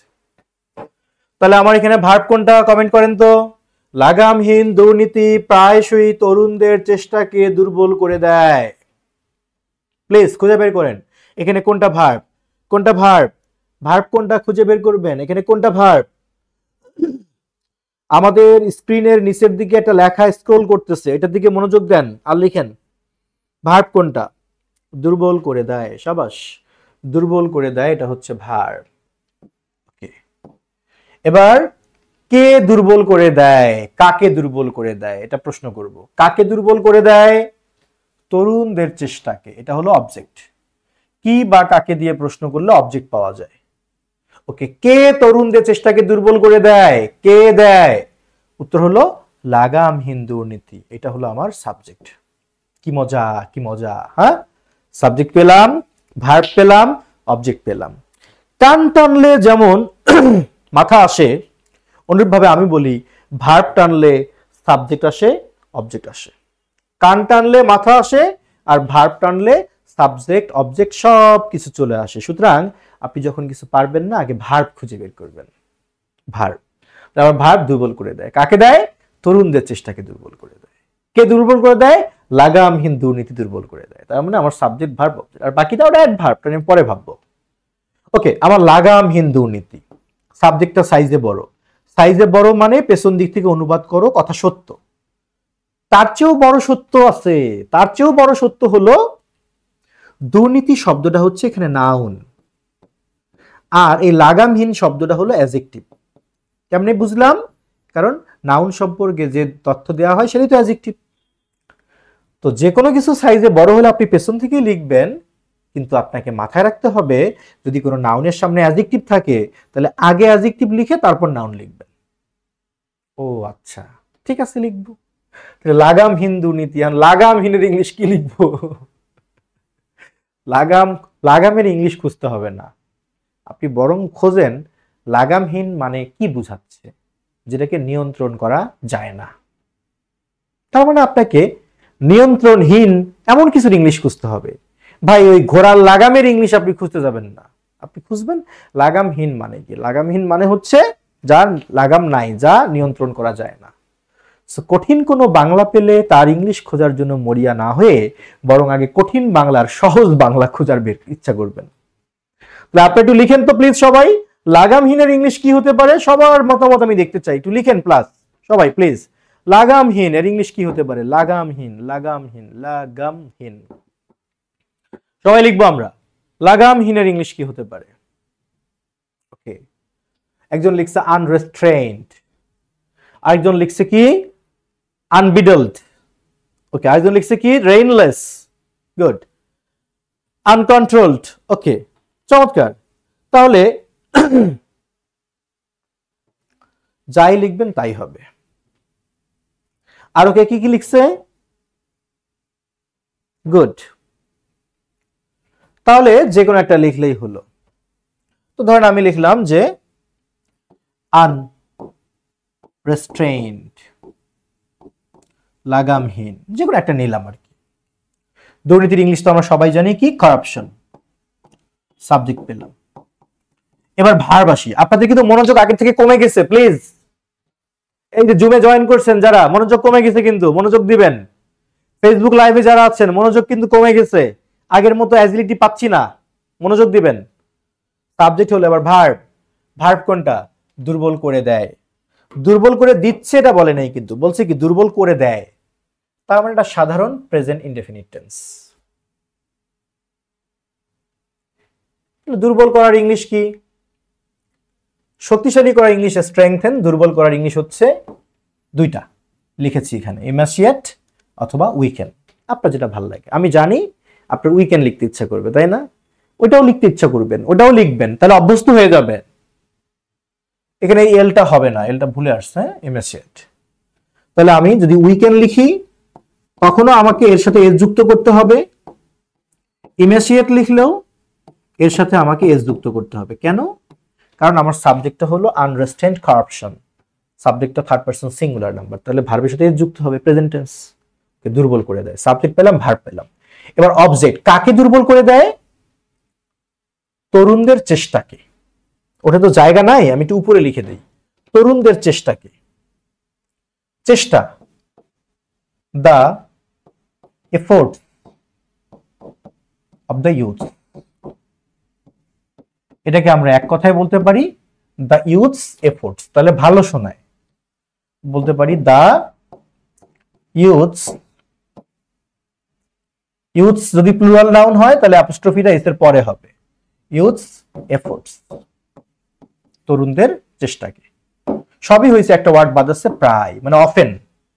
অফেন তো একটা ভার্ব, অ্যাডভার্ব, অ্যাডভার্বকে ভার্বের আগে পরে সব জায়গায় লেখা যায়। তো আমি যদি উইকেনের আগে লিখি অফেন তাহলে ভালো হয়, অফেন। আহ কি সুন্দর একটা বাক্য হলো, শান্তি লাগতেছে না একটা? এই কথা বলেন, শান্তি লাগতেছে কিনা? লিখেন আপনাদের কাদের কাদের এই বাক্য অনুবাদ করার পর একটা শান্তি, একটা তৃপ্তি লাগতেছে? কারা কারা আছেন হাত উঠান। তৃপ্তি লাগতেছে না? আমি জানি যে অনেকেরই শান্তি লাগবে না, অনেকে ভয় পাবে। বা এখানে ভয় পাওয়ার একদমই কিছু নাই, হ্যাঁ, একদমই কিছু নেই। দিলীপ চন্দ্র রায়, হ্যাঁ, আনকন্ট্রোলডও লেখা যাবে, আনকন্ট্রোলড লিখতে হবে, আনকন্ট্রোল না হলে আনকন্ট্রোলড। আচ্ছা, শান্তি, শান্তি, মাশাআল্লাহ, ভালো লাগছে। তাহলে আমার পুরো সেন্টেন্সটা কি হলো? The youths between 18 and 28 of our country are strengthening the pillar or foundation of democracy by the people and for the people. তাহলে কোন গণতন্ত্র? যা জনগণের দ্বারা, জনগণের জন্য পরিচালিত সেই গণতন্ত্র। কেন এরা কাজ করতেছে? To ensure or secure the fundamental বা basic rights for every citizen of the country. Although unrestrained corruption often weakens or emaciates the youth's efforts. ভেবেছেন এই বাক্য আপনি লিখবেন? হয়তো অনেকে ভাবেননি, বাট বিশ্বাস করেন ভাই, এর থেকে কঠিন কঠিন বাক্য আপনার দ্বারা লেখা সম্ভব। বাট বিশ্বাস করেন সেটা 10 মিনিটে, 1 ঘন্টায়, একটা ক্লাসে হবে না। আজকে হয়তো সহজে বুঝতেছেন, বাট আমি আপনাদেরকে জাস্ট এরকম করে বুঝাই শেষ করে দিব না, আরো অনেক কিছু বোঝার আছে। টেন্সটা পূর্ণাঙ্গভাবে বুঝবো, মডেল ভার্বের ব্যবহার বুঝবো, অনেক কিছু বোঝার আছে। ফ্রেজের ব্যবহার শিখবো, অ্যাডজেক্টিভ ফ্রেজ কেমনে হয়, নাউন ফ্রেজ কেমনে হয়, ড্যাংলিং মডিফায়ার কেমনে হয়, ঠিক আছে? প্যারালালিজমের প্রয়োগটা আমরা কিভাবে করব, প্রেপোজিশনের প্রয়োগ কি করব, সবই কিন্তু দরকার। আমরা সেটা শিখবো। এগুলো না শিখলে কোনোভাবেই আপনাদের কিন্তু হবে না। শুধু আজকে যতটুকু আমি শেখাইলাম, এতটুকু শিখলেই আপনার একটা বেসিক আসবে। কিন্তু আপনি যদি এইটুকুর পরে আর কিছু না শেখেন, আপনার বেসিক আসলেও আপনি অ্যাডভান্স দিতে পারবেন না। লাগবে ভাই। জাস্ট আমি আপনাদেরকে এইটুকু বোঝাতে চাই, আমাদের সাথে এই জার্নিতে থাকতে চাই হচ্ছে যে জাকারিয়া হাবিব, সোহেল এই ক্লাস করে বড় স্বপ্ন দেখতে শুরু করতে। আলহামদুলিল্লাহ। মনিরুল ইসলাম সেরা হয়েছে sir. Okay, thank you so much ভাইয়া। অনেক শান্তি। নোমান, রেজাউল, ওকে চমৎকার, গুড, ভালো লাগতেছে সবার। আপনাদের ভালো লাগা দেখে বিশ্বাস করেন আমারও ভীষণ ভালো লাগতেছে, যে মনে হচ্ছে যে না, আমি যে চেষ্টাটুকু করতেছি আলহামদুলিল্লাহ চেষ্টাটুকু কাজে লাগতেছে, ভীষণ শান্তি পাচ্ছি আমিও। তো এই বাক্যটা আমাদের হয়ে গেল। আচ্ছা, এবার দেখেন আপনাদের জন্য আমি আরো কিছু স্লাইড রাখছি। যেমন দেখেন, নবগঠিত সরকার বেশ কিছু নতুন প্রকল্প চালু করতে যাচ্ছে। অ্যাক্টিভ ভয়েস, এখানে মডেল ভার্বের প্রয়োগ আছে। এবার দেখেন ওই বাক্যটা একটু বড় করছি। নবগঠিত সরকার দেশের জ্বালানি সংকট কাটাতে, আইন শৃঙ্খলার উন্নয়ন করতে, অর্থনৈতিক প্রবৃদ্ধি করতে এবং দ্রব্যমূল্যের ঊর্ধ্বগতি নিয়ন্ত্রণ করতে বেশ কিছু কার্যকর পদক্ষেপ গ্রহণ করতে যাচ্ছে। এগুলো আরো সহজ, দেখে মনে হয় কঠিন, এগুলো আরো সহজ। দেখছেন, এই যে আমরা ম্যানার, প্লেস, টাইম, রিজন, এগুলো অনেকে বোঝে না। আমি এই জিনিসটা আগে একটু বুঝাবো, তারপরে কথা আছে। একটা ভার্বকে কে বা কারা দ্বারা প্রশ্ন করলে উত্তর হিসেবে নরমালি পাওয়া যায় বাক্যের subject.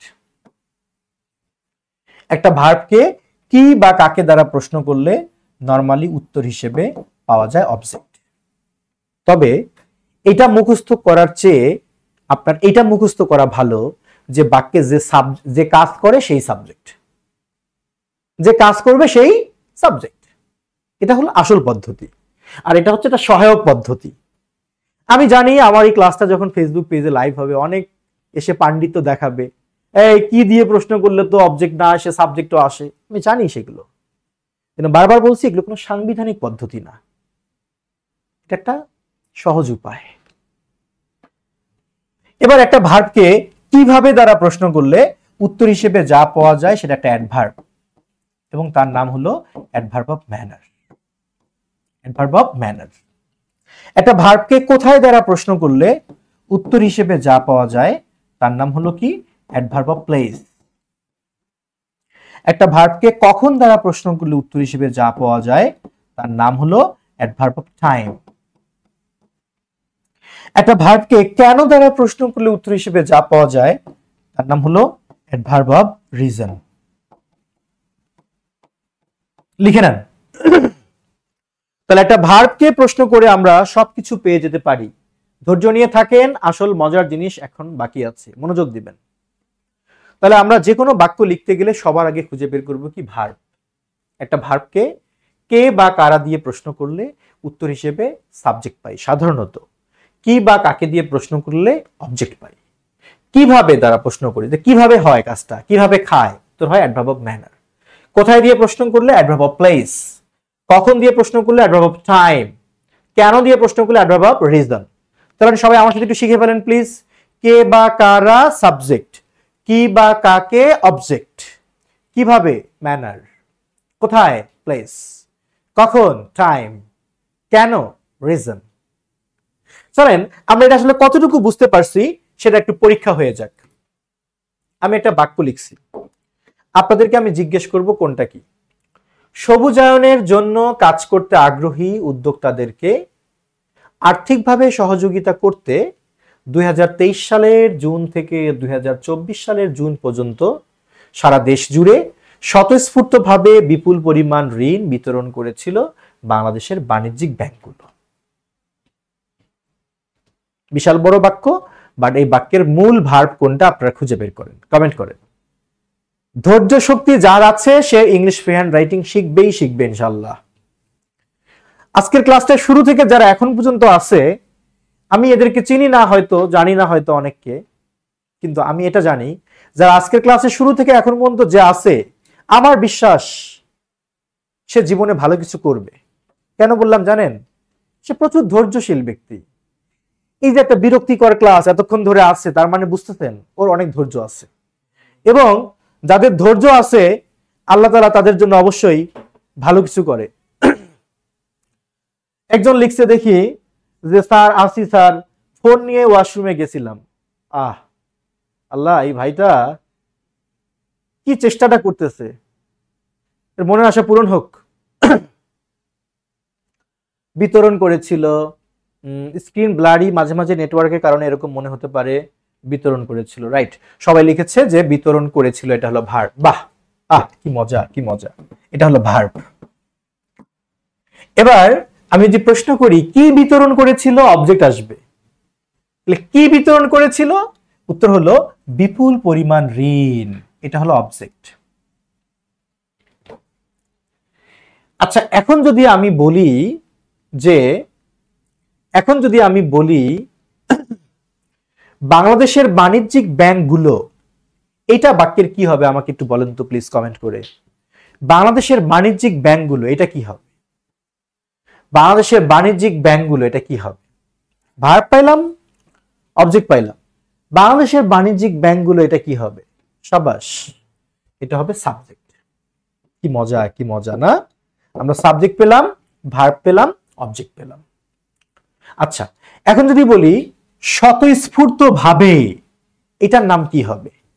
Adverb of manner, place, time আর রিজন, এর মধ্যে কোনটা হবে শুধু লিখেন। প্লেস হলে লেখেন পি, ম্যানার হলে লিখেন এম, রিজন হলে আর টাইম হলে টি। সংক্ষেপে লিখেন স্বতঃস্ফূর্তভাবে, ম্যানার, প্লেস, টাইম, রিজন কি হবে? যারা লাইভটা দেখছেন ফেসবুকে, সবার কাছে প্রত্যাশা থাকবে লাইভটা আমরা শেয়ার করে দিব টাইমলাইনে। আপনি যেমন উপকৃত হচ্ছেন, দেখছেন, অনেকে দেখে উপকৃত হবে। তাহলে এটা কি হবে? শাবাশ, মারতালি, মারতালি, হ্যাঁ, হাততালি, কি সুন্দর, চমৎকার। তাহলে এটা হলো ম্যানার। কারণ আমি যদি প্রশ্ন করি যে কিভাবে বিতরণ করেছিল, উত্তর আসে কিন্তু স্বতঃস্ফূর্তভাবে, স্পন্টানিয়াসলি। তাহলে এটা হচ্ছে অ্যাডভার্ব অফ ম্যানার, ম্যানার পেলাম। এবার আসি প্লেস, কোথায় বিতরণ করেছিল, কোথায়? সারা দেশ জুড়ে, এটা হলো প্লেস। এবার যদি বলি যে ম্যানার হলো, প্লেস হলো, এবার যদি বলি কখন বিতরণ করেছিল, উত্তর হবে 2023 সালের জুন থেকে 2024 সালের জুন পর্যন্ত। এটা হলো টাইম, টাইম। সত্যি বলতে কি আজকের ক্লাসটা আমি আরো কিছুক্ষণ নিব। আপনারা যদি সবাই লাইভ থেকে চলে যান, জুম থেকে বিদায় নেন, আমি একাই নিব, কারণ আমার এখানে একটা নেশা ধরে গেছে যে আমাকে এই কোটা শেষ করতে হবে, আমারও ভালো লাগতেছে। তো যে কজন থাকেন না থাকেন কোনো সমস্যা নেই, ক্লাস চলতে থাকবে আরো কিছুক্ষণ। অন্তত এই বাক্যটা তো আমি আগে বুঝাবো। সবাই একটু মতামত দেন, ক্লাস কি বন্ধ করব নাকি চলবে? এইটুকু চলবে নাকি বন্ধ করব? একজন লিখতেছে স্ক্রিন ইজ ব্লারি। ভাইয়া, স্ক্রিন ব্লারি হওয়ার কারণ হচ্ছে আপনার ওখানে ইন্টারনেট দুর্বল, তাই। আপনি ফেসবুক লাইভে দেখেন, ফেসবুক লাইভে দেখেন না, দেখেন আপনাকে চ্যাট বক্সে একটা লিংক দেওয়া হয়েছে, লিংকে ক্লিক করলে আপনি ফেসবুকে লাইভে দেখতে পারবেন। আচ্ছা, আমাদের জুমে আসলে আজকে যারা জুমে জয়েন করেছে, আমাদের ফেসবুক লাইভে যারা দেখছেন, আমরা দুঃখিত। আসলে আমার জুমের যে পার্টিসিপেন্টের লিমিটেশনটা একটু কম হওয়ার কারণে আমরা সবাইকে জুমে নিতে পারি নাই। যারা ফেসবুক লাইভ দেখতেছেন আমার মনে হয় তারা এনজয়ই করতেছেন, খারাপ না। আচ্ছা, তো তাহলে আমরা ম্যানার পেলাম, প্লেস পেলাম, টাইম পেলাম। এবার যদি বলি সবুজায়নের জন্য কাজ করতে আগ্রহী উদ্যোক্তাদেরকে আর্থিকভাবে সহযোগিতা করতে, এটার নাম কি হবে একটু বলেন। খেলা জমে গেছে। এটার নাম ম্যানার, প্লেস, টাইম, রিজন। এর মধ্যে কি হবে প্লিজ বলুন, লিখুন। এটার নাম ম্যানার, প্লেস, টাইম, রিজন। এর মধ্যে কি হবে? আমরা একটু সবাই লাইভটা শেয়ার দেবো please. Manner, place, time, reason. এর মধ্যে কি হবে? সবাই লিখবো, সবাই লিখবো। এই যে আপনি লিখতেছেন, এই লেখার মধ্য দিয়ে আপনার লেখার গতি আসবে।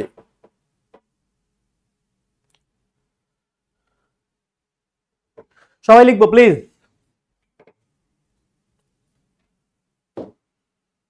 গুড। এটা হচ্ছে রিজন, এটা হলো রিজন। এখন আপনার মাথা ঘুরতে পারে, আল্লাহ এত কিছু কি করব আমি?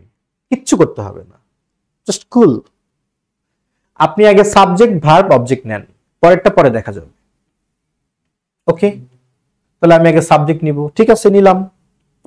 আমার সাবজেক্ট কোনটা? বাংলাদেশের বাণিজ্যিক ব্যাংকগুলো।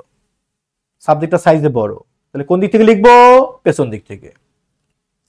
The commercial banks of Bangladesh, বাংলাদেশের বাণিজ্যিক ব্যাংকগুলো। সাবজেক্ট পেয়ে গেলাম। অনেক মজা, এই বাক্যটা আরো ভালো লাগবে। একটু মনোযোগ দেন প্লিজ, একটু মনোযোগ দেন। শোনেন, জীবনে অনেক সময় নষ্ট করছেন ভালো কিছু শেখার জন্য, আনন্দের সাথে শেখেন। Just look at me. আমি কিন্তু ক্লান্ত, বাট আমি বুঝতে দিচ্ছি না আপনাকে আমি ক্লান্ত। যেখানে আনন্দ নেই সেখানে আসলে ভালো কিছু আসে না। আনন্দ থাকতে হবে, আনন্দের মধ্য দিয়ে শিখলে ভালো লাগবে। তাহলে আমি সাবজেক্ট লিখছি the commercial banks of Bangladesh, বাংলাদেশের বাণিজ্যিক ব্যাংকগুলো। সাবজেক্ট হয়ে গেল। এবার ভার্ব কি? ভার্ব হলো বিতরণ করেছিল। বিতরণ করা অনেক ইংলিশ। আপনি ডিস্ট্রিবিউট লিখতে পারেন, ডিসবার্স লিখতে পারেন। হ্যাঁ, আপনি ডিসবার্স লিখতে পারেন একটু পরে, 5 মিনিট পরে। ডিসবার্স মানে বিতরণ করা, ডিস্ট্রিবিউট বিতরণ করা, প্রোভাইড লিখতে পারেন। কিছু না হলে গিভের পাস্ট ফর্ম গেভও দিতে পারেন। হ্যাঁ, দিলেই হয় একটা। ধরেন আমি লিখলাম যে ডিসবার্সড,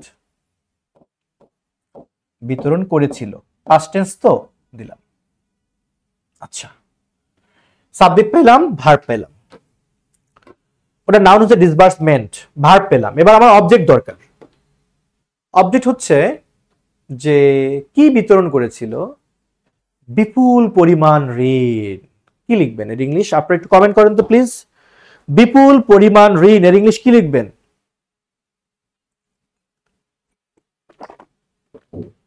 সবাই লিখবেন প্লিজ। বিপুল পরিমাণ ঋণ এর ইংলিশ কি লিখবেন? সবাই লিখবো আমরা প্লিজ। বিপুল পরিমাণ ঋণ। ওকে, চলবে চলবে, ভালো লাগছে। ওকে, চমৎকার। ডিসবার্সড। ওকে, চমৎকার। A lot of loan, a lot of loan. Good good, লিখেছেন। আচ্ছা, পারফেক্ট কন্টিনিউয়াস দিয়ে করা যাবে না? না ভাইয়া, এটা ও ওই যে সময় দেখছেন তাই না? আচ্ছা, যদি এখানে বলতো যে বিতরণ করতেছিল তাহলে লিখতেন, চলমান তো না, তাই এটা পাস্ট টেন্স শুধু। তাহলে আ লট অফ লোন লিখছেন। হ্যাঁ, আ লট অফ লোন লিখলে যে আপনার বাক্য ভুল হবে ব্যাপারটা তা না, তবে আরো অনেক কিছু লেখা যায়। যেমন একজন চেষ্টা করছে huge number of loan, just এখানে আমরা নাম্বার দিলেও কোনো ভুল নাই, লোনের সংখ্যা বোঝাচ্ছে। তবে লোনের পরিমাণের জন্য অ্যামাউন্ট দিলে ভালো হয়। ধর আমি লিখলাম যে আ গ্রেট ডিল অফ বা a good deal of, a great deal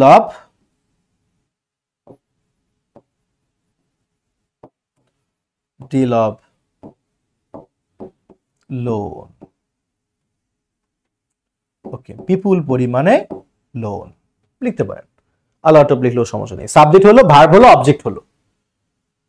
এবার আসেন বাকিগুলো নিয়ে আমরা খেলবো। কিভাবে খেলবো? একটা নিয়ম আছে যে সাবজেক্ট, ভার্ব আর অবজেক্ট নেওয়ার পরে প্রথমে নিতে হয় ম্যানার, তারপর প্লেস, এরপর টাইম, এরপর রিজন।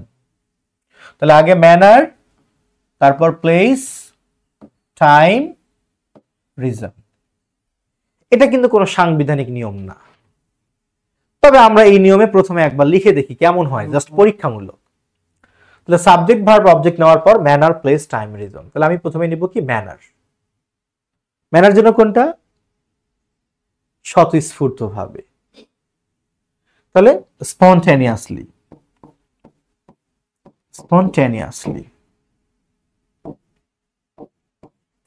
স্বতঃস্ফূর্ত ভাবে। এখন আপনি বলতে পারেন আমার মাথায় যদি স্পন্টেনিয়াসলি না আসে, কোনো সমস্যা নেই। স্বতঃস্ফূর্ত ভাবে বলতে আপনি কি বুঝেন? উইলিংলিও লিখতে পারেন চাইলে, মানে একটা থিম মোটামুটি গেলেই হয়।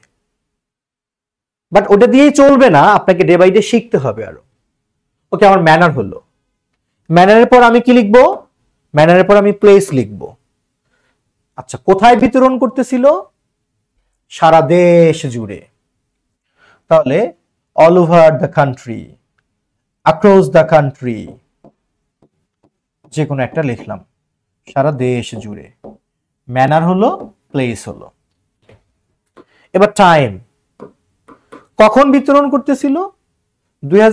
বিতরণ করেছিল 2023 সালের জুন থেকে 24 সালের জুন পর্যন্ত, এই সময়টাতে বিতরণ করেছিল। ওকে, সময়টা বেশ বড়। তাহলে আমি আগে কোনটা থেকে, তাহলে আমি লিখতে পারি যে ফ্রম। ওকে, তাহলে আমি কি লিখবো? প্রথমে ফ্রম, থেকে, from 2023 June, from the month of June লিখতে পারেন, অথবা আপনি সরাসরি লিখতে পারেন ফ্রম জুন, কমা চিহ্ন দিয়ে 2023, জুন 2023 থেকে টু জুন 2024, টু জুন 2024। এটা হলো আমার কি? টাইম। ম্যানার হলো, প্লেস হলো, টাইম হলো। এবার কি লাগবে ভাইয়া? এবার লাগবে আমার রিজন। কি লাগবে? রিজন, যে কেন বিতরণ করেছিল, লোনটা যারা দিয়েছিল কেন দিয়েছিল। ওকে, আমরা সেই কেনর উত্তরটা এখন লিখব। আচ্ছা, তো খেয়াল করেন কেন দিয়েছিল। সবুজায়নের জন্য কাজ করতে আগ্রহী উদ্যোক্তাদেরকে আর্থিকভাবে সহযোগিতা করতে। পুরোটাই তো রিজন। লিখবেন কোন দিক থেকে? পেছন দিক থেকে। ম্যানার, প্লেস, টাইম, রিজন মানে যত অতিরিক্ত অংশই থাক না কেন, যে কোনো পার্টি হোক বাক্যের, তাকে আমরা অনুবাদ করব একটাই উপায়, সেটা কোন দিক থেকে? পেছন দিক থেকে আমরা লিখব। তাহলে সহযোগিতা করতে, এর ইংলিশ কি যেন ছিল? টু। এই লাল কালিতে কি দেখতে অসুবিধা হচ্ছে? টু, সহযোগিতা করতে। ওকে, এবার সহযোগিতার ইংলিশ কি? হেল্প বা কোঅপারেট, সহযোগিতা করতে। এবার আর্থিকভাবে মানে ফিনান্সিয়ালি, ফিনান্সিয়ালি। এবার কাকে? আগ্রহী উদ্যোক্তাদেরকে। দা ইন্টারেস্টেড, দা দিলাম কেন? এটা একটা শ্রেণীকে বুঝাচ্ছে, যে আগ্রহী উদ্যোক্তা শ্রেণী। ইন্টারেস্টেড, এন্টারপ্রেনার্স, আগ্রহী উদ্যোক্তাদেরকে। কোন আগ্রহী উদ্যোক্তারা? আচ্ছা, যারা সবুজায়নের জন্য কাজ করতে আগ্রহী। ও, আবার তে, টু ওয়ার্ক ফর গ্রিন, অথবা আপনি লিখতে পারেন গ্রিনাইজেশন, সবুজায়নের জন্য কাজ করতে আগ্রহী। লালটা কি একদম বোঝা যাচ্ছে না? যাচ্ছে, তবে লালটা না দিলেই ভালো হইতো। আচ্ছা, ওকে ফাইন, জানা হলো। তাহলে আমার পুরো বাক্যটা কি হলো? The commercial banks of Bangladesh disbursed a great deal of loan spontaneously across the country from June 2023 to June 2024 to help financially the interested entrepreneurs to work for green organization. আমি এখন যে অনুবাদটা করেছি এটা সহজ হয়েছে, তবে এই বাক্যটা আমার পছন্দ না।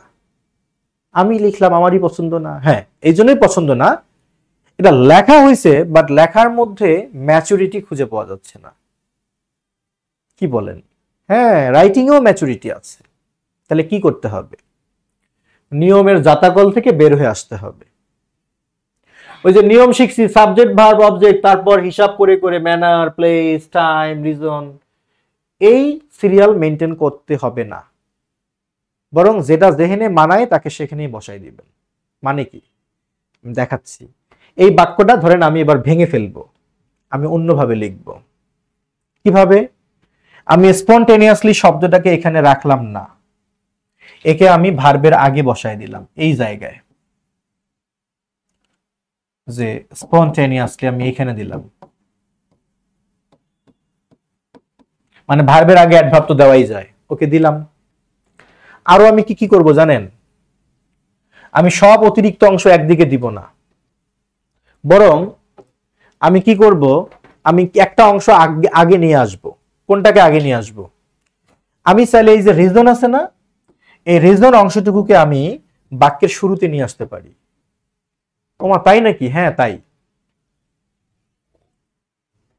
মানে আপনি চাইলে সাবজেক্ট ভার্ব অবজেক্টটাকে মাঝখানে রেখে ম্যানার, প্লেস, টাইম, রিজন সব একদিকে না রেখে দুইটা অংশ আপনি সামনে বসায় দেন, প্রিন্সিপাল ক্লোজের দুইটা অংশ আপনি পরে বসায় দেন।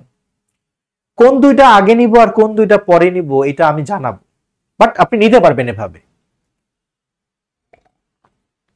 তো যদি আমি এই রিজনটাকে আগে নিয়ে আসি, দেখেন কত সুন্দর একটা বাক্য হয়।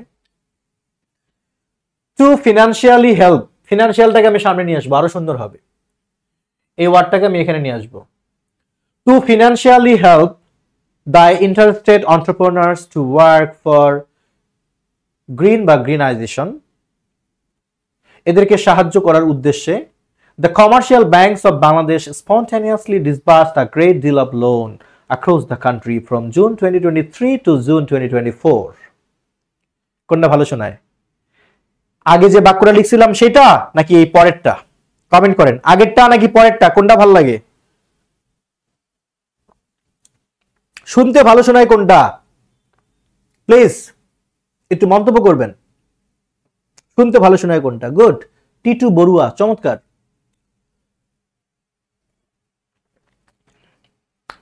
আগেরটা না পরেরটা, কোনটা কোনটা ভালো? আগেরটাই ভালো ছিল নাকি পরেরটাই ভালো? একটু কমেন্ট করেন। এই ভুলে আবার আগেরটা লিখেন না, তাহলে কিন্তু অন্যরা অন্য কিছু ভেবে নিবে। যা লিখবেন পরেরটাই লিখেন, পরেরটাই তো ভালো শোনায়। তার মানে আপনারা রাইটিং এর ম্যাচুরিটি বুঝে গেছেন। এগুলো আমি শেখাবো, কোনটা আগে নিলে ভালো হয়, কোনটা পরে নিলে ভালো হয়, এগুলো আমি শেখাবো ইনশাল্লাহ। জাস্ট দেখেন কত সুন্দর হয়ে বাক্য গেল। কিন্তু সমস্যা হলো কি জানেন? এতক্ষণ ধৈর্য নিয়ে আছেন, কথা একটু শোনেন। সবই ঠিক আছে, আপনারা আজকে ক্লাস করে হয়তো বলবেন যে না বাক্য আলহামদুলিল্লাহ আমি ধরতে পারতেছি। সমস্যা হলো ভোকাবুলারিতে আমরা আটকে যাই। তো এই ভদ্রমহিলা জিজ্ঞেস করছে তাহলে ভোকাবুলারিতে ভালো করার উপায় কি? উপায় কি? যদি আমি এর মতো করে করি, এ কেমনে করছে, এরকম কি আপনি করছে, এই এ কেমনে যেন করছে, এই যে এরকম, উপায় কি? এনার এই প্রশ্নের উত্তর হলো শিখতে হবে টপিক বেসড ওয়ার্ডস। মানে কি? মানে হলো কেমনে যে সব করবো, আচ্ছা কোনটা ভালো হবে বুঝি না, বুঝবেন ইনশাল্লাহ। শোনেন তাহলে, ওকে ARM কনক কি অবস্থা? নীলক্ষেতে গেলাম দেখলাম না তোমারে। আচ্ছা তাহলে ভোকাবুলারিতে ভালো করার উপায় কি? শিখতে হবে টপিক বেসড ওয়ার্ডস। মানে হলো এই যে দেখেন, যেমন আজকের ক্লাসে আমরা এইটা PDF দিয়ে দিব, এবং মজার বিষয় হলো যারা আজকে লাইভটা ফেসবুক পেজে শেয়ার করবে বা করেছে, আমাদের ফেসবুকে লাইভটা শেয়ার করেছে এবং আমাদের পেজের রিভিউ অপশনে গিয়ে একটা রিভিউ দিয়ে আসবে। কি রিভিউ দিবে আমি জানি না, পেজের মধ্যে ঢুকলে দেখবেন কিন্তু রিভিউ একটা অপশন আছে, রিকমেন্ড একটা অপশন আছে, রিকমেন্ড, সেখানে গিয়ে একটা রিকমেন্ড লিখতে হবে। কি লিখবেন আমি জানি না, মানে আপনার যদি পেজে ক্লাস করে ভালো লাগে তাহলে আপনি ভালো রিকমেন্ড করবেন, না যদি আপনার ভালো না লাগে আপনি খারাপ রিকমেন্ড করবেন। খারাপের কারণ দিবেন দয়া করে। যারা খারাপ কিছু লিখবেন তারা একটু ব্যাখ্যা করবেন যে আপনি কেন খারাপ কমেন্টটা করলেন, কারণটা ব্যাখ্যা সহ বলবেন। ভালো কমেন্ট করলে ভালোটা ব্যাখ্যা সহ লিখবেন। যারা একটা রিভিউ দিয়ে আসবেন, জাস্ট একটা রিভিউ দিয়ে আমাদের পেজের ইনবক্সে নক করলে আমরা আজকের পুরো ক্লাসের পিডিএফ শিটটা আপনাকে দিয়ে দিব। আর যারা আমাদের ব্যাচে অলরেডি ভর্তি হলো বা হয়েছে তাদেরকে তো আমরা এটা দিয়েই দিব।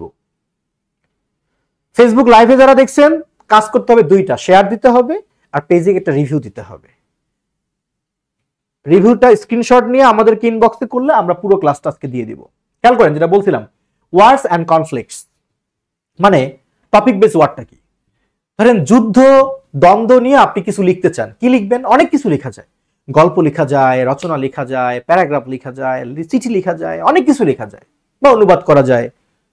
আশা করি আমি যুদ্ধ আর দ্বন্দ্ব নিয়ে থ্যাংক ইউ রনি ইসলাম, এখানে যতগুলো ওয়ার্ড দিয়েছি আশা করি এই ওয়ার্ডগুলো যদি আপনি পড়েন, এই যে ব্যাটলফিল্ড যুদ্ধক্ষেত্র, আর্সেনাল অস্ত্রাগার, সিজফায়ার যুদ্ধবিরতি, এখানে যতগুলো ওয়ার্ড আছে এই ওয়ার্ড ফ্রেজগুলো যদি আপনি শিখতে পারেন, আশা করি যুদ্ধ বিগ্রহ নিয়ে যে কোনো কিছু লিখতে গেলে আপনার ওয়ার্ড নিয়ে ভাবতে হবে না ইনশাল্লাহ। আমরা এভাবে আপনাদেরকে আমাদের ইংলিশ ফ্রি হ্যান্ড রাইটিং কোর্সে আপনাদেরকে আমরা মাঝে মাঝেই টপিক বেস ওয়ার্ড দিব। প্রতিদিন দিব না, প্রতিদিন পারবেন না তো, 100টা করে ওয়ার্ড আমরা মাঝে মাঝেই টপিক বেস ওয়ার্ড দিব, আপনারা শিখবেন, সেগুলোকে বেস করে আমরা লিখব। দেখেন এখানে কয়টা ওয়ার্ড আছে, এখানে মোট 100টা ওয়ার্ড দেখতে পাচ্ছি এখন পর্যন্ত। যেমন রিভোল্ট মানে বিদ্রোহ, হ্যাঁ এরকম করে দেখেন আপনাকে আমরা 100টা ওয়ার্ড দিব। আপনি একটা টপিকের উপরে এই ওয়ার্ডগুলো শিখলেন আর সেগুলো যখন আমরা ক্লাসে প্র্যাকটিস করব আপনার মনে থাকবে। এভাবে আমরা বিভিন্ন টপিক বেস ওয়ার্ড ফ্রেজ শিখবো ইনশাআল্লাহ। এবার একটা মজার জিনিস খেয়াল করেন, কৌশলী হলে কি করা যায়? একসাথে শেখা যায় ট্রান্সলেশন এবং এসে বা ফোকাস রাইটিং। কেমনে জানেন? ধরেন আপনাদের সাথে আমার রেগুলার ক্লাসে আমি এভাবে ক্লাস নিব, সে আলোচনা হবে এভাবে, হ্যালো ভিউয়ার্স আসসালামু আলাইকুম, আজ আমরা কথা বলবো ব্লু ইকোনমি বা সমুদ্র অর্থনীতি বা নীল অর্থনীতি নিয়ে। তা আমরা নীল অর্থনীতির উপর একটা এসে লিখবো, একটা প্যারাগ্রাফ লিখবো, একটা ফোকাস লিখবো। কিভাবে লিখবো? না অন্যদের মতো করে আমি লিখাবো না, আমার স্টাইলটাই একটু ভিন্ন। আমি কখনোই দাবি করি না আমি সুপার ডুপার সেরা টিচার, বাট আমি দাবি করি আমি কারো স্টাইল ফলো করি না। I never follow anyone's style. আমি আমার স্টাইল ক্রিয়েট করি, এটা নিয়ে আমি গর্ব করি। আমার ফোকাসের ক্লাসের ধরনটা হচ্ছে এরকম, দেখেন এখানে বাংলাটা আছে, আমি এই বাংলাটা আপনাকে ধরে ধরে ইংরেজিতে করাবো, ইংলিশ লেখাবো। বাংলা আছে এখানে, আমি এর পাশে ইংলিশ লেখাবো। কি হলো? এটা সূচনা, এখানে বডিতে গিয়ে প্যারাগ্রাফ গুলো হলো।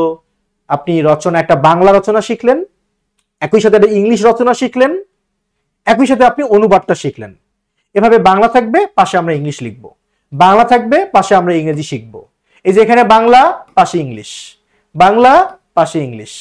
কি সুন্দরভাবে আমাদের একসাথে 3টা কাজ হবে, একটা বাংলা ফোকাস হবে, একটা ইংলিশ ফোকাস হবে, একটা ট্রান্সলেশন শেখা হয়ে যাবে। এই যে পদ্ধতিগুলো না ভাই, বিশ্বাস করেন যেগুলো অলস বান্দাবান্দি, এরা এই পদ্ধতিকে যে কি পরিমাণ ভয় পায় আপনি কল্পনা করতে পারবেন না। ওই ওনার কোর্সে ভর্তি হওয়া যাবে না কেন?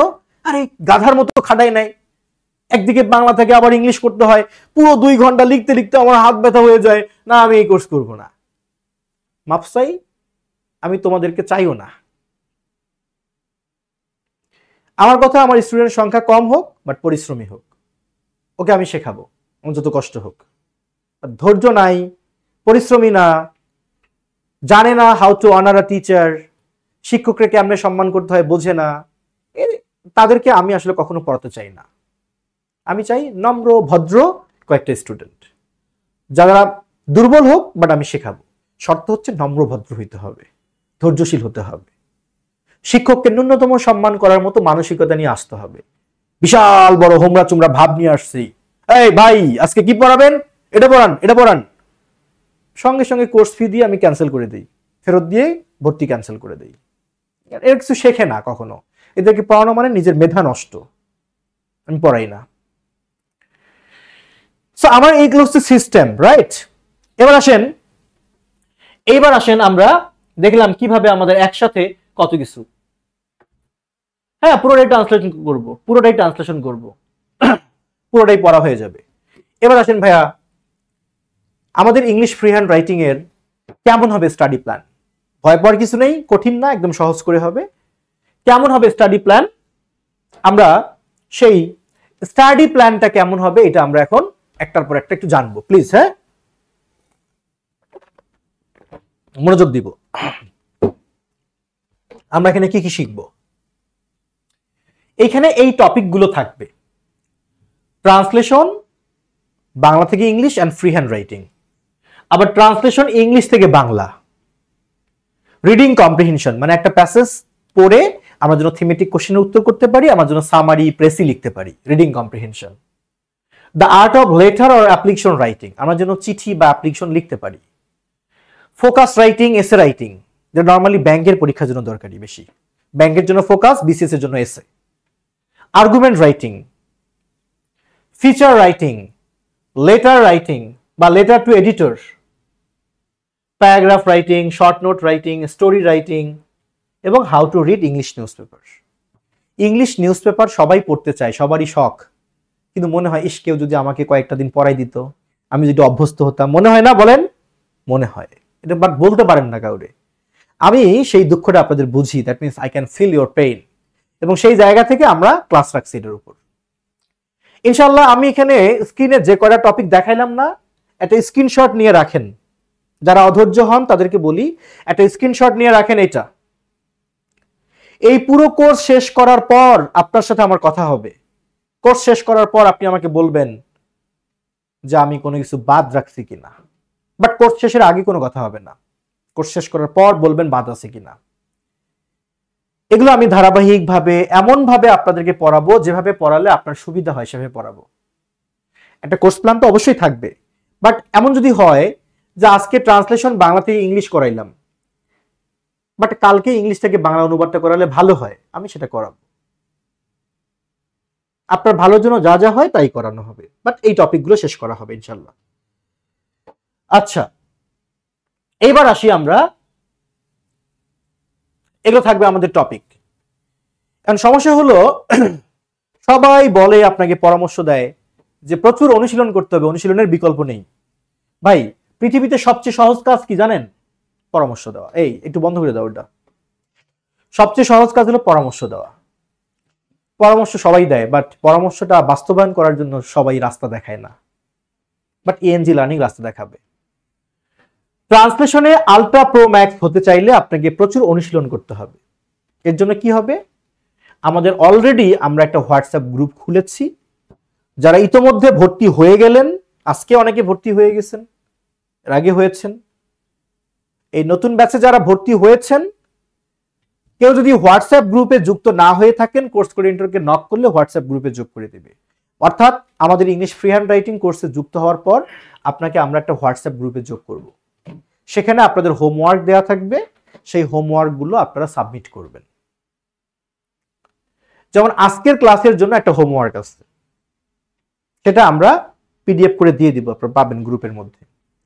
সেই হোমওয়ার্কটা হোয়াটসঅ্যাপ গ্রুপে সাবমিট করবেন। আমি আমার সময় মতো দেখব, দেখার সঙ্গে সঙ্গেই ফিডব্যাক দিব এমনটা আশা করা যাবে না। কিছুদিন হোমওয়ার্ক দিবেন, আপনার লেখার গতি ধরন আমি একটু অবজার্ভ করব। আমি যদি দেখি না প্রচুর ভুল হচ্ছে, আমি অবশ্যই ফিডব্যাক দিব। আপনার ভালোর জন্য যা যা দরকার করা হবে। তো এই হোমওয়ার্কটা আপনি এখানে হোয়াটসঅ্যাপ গ্রুপে সাবমিট করতে পারবেন। এই কোর্সের একটা বড় ফিচার হচ্ছে এটা। এখন আসেন, এই কোর্সটি কাদের জন্য? আমাদের ইংলিশ ফ্রি হ্যান্ড রাইটিং কোর্সটি হলো, এখানে ক্লাস থাকবে কয়টা? 30+ ক্লাস থাকবে। হ্যাঁ, 30+ ক্লাস থাকবে। এই কোর্সটি হচ্ছে বিশেষ করে তাদের জন্য যারা একাডেমিক রাইটিং শিখতে চায়, মানে ক্লাস 6 থেকে ক্লাস এদিকে আপনার হচ্ছে যে আপনার আমি এক কথায় যদি বলি, ক্লাস 6 থেকে দ্বাদশ শ্রেণী পর্যন্ত যে কেউ ভর্তি হতে পারে। 8, 9, 10 তো থাকবে, দ্বাদশ শ্রেণী পর্যন্ত, ষষ্ঠ থেকে দ্বাদশ শ্রেণী পর্যন্ত একাডেমিক রাইটিং এর জন্য কাজে দেবে। English free hand writing for gov job, যারা সরকারি চাকরির পরীক্ষার জন্য রাইটিং শিখতে চান তাদের জন্য এই কোর্সটা হবে। বা যারা ভর্তি হওয়ার জন্য কোর্স কোঅর্ডিনেটরকে নক দিচ্ছেন একসাথে, আসলে কোর্স কোঅর্ডিনেটর মানে সবার রিপ্লাই দিতে হিমশিম খাচ্ছে। যারা ভর্তি হতে চাচ্ছেন প্লিজ মানে আগে আপনারা বিকাশ নাম্বারে সেন্ড মানি করে একটু অপেক্ষা করেন, তারপরে আপনাদের একটা একটা করে ভর্তি নিবে। হ্যাঁ, কোর্স কোঅর্ডিনেটর আসলে একসাথে যতগুলো মেসেজ দিচ্ছেন সবাই একসাথে এতগুলো মেসেজে সে হিমশিম খাচ্ছে, একটু সময় দেন, সেন্ড মানি করার পর একটু সময় দেন। আচ্ছা, কোর্স ডিউরেশন কতদিনের হবে? কোর্স ডিউরেশন বলবো সব, ষষ্ঠ থেকে দ্বাদশ শ্রেণীর জন্য English free hand writing for gov job, bank written English, IELTS এর রাইটিং প্রিপারেশন এবং বিসিএস রিটেন ইংলিশ।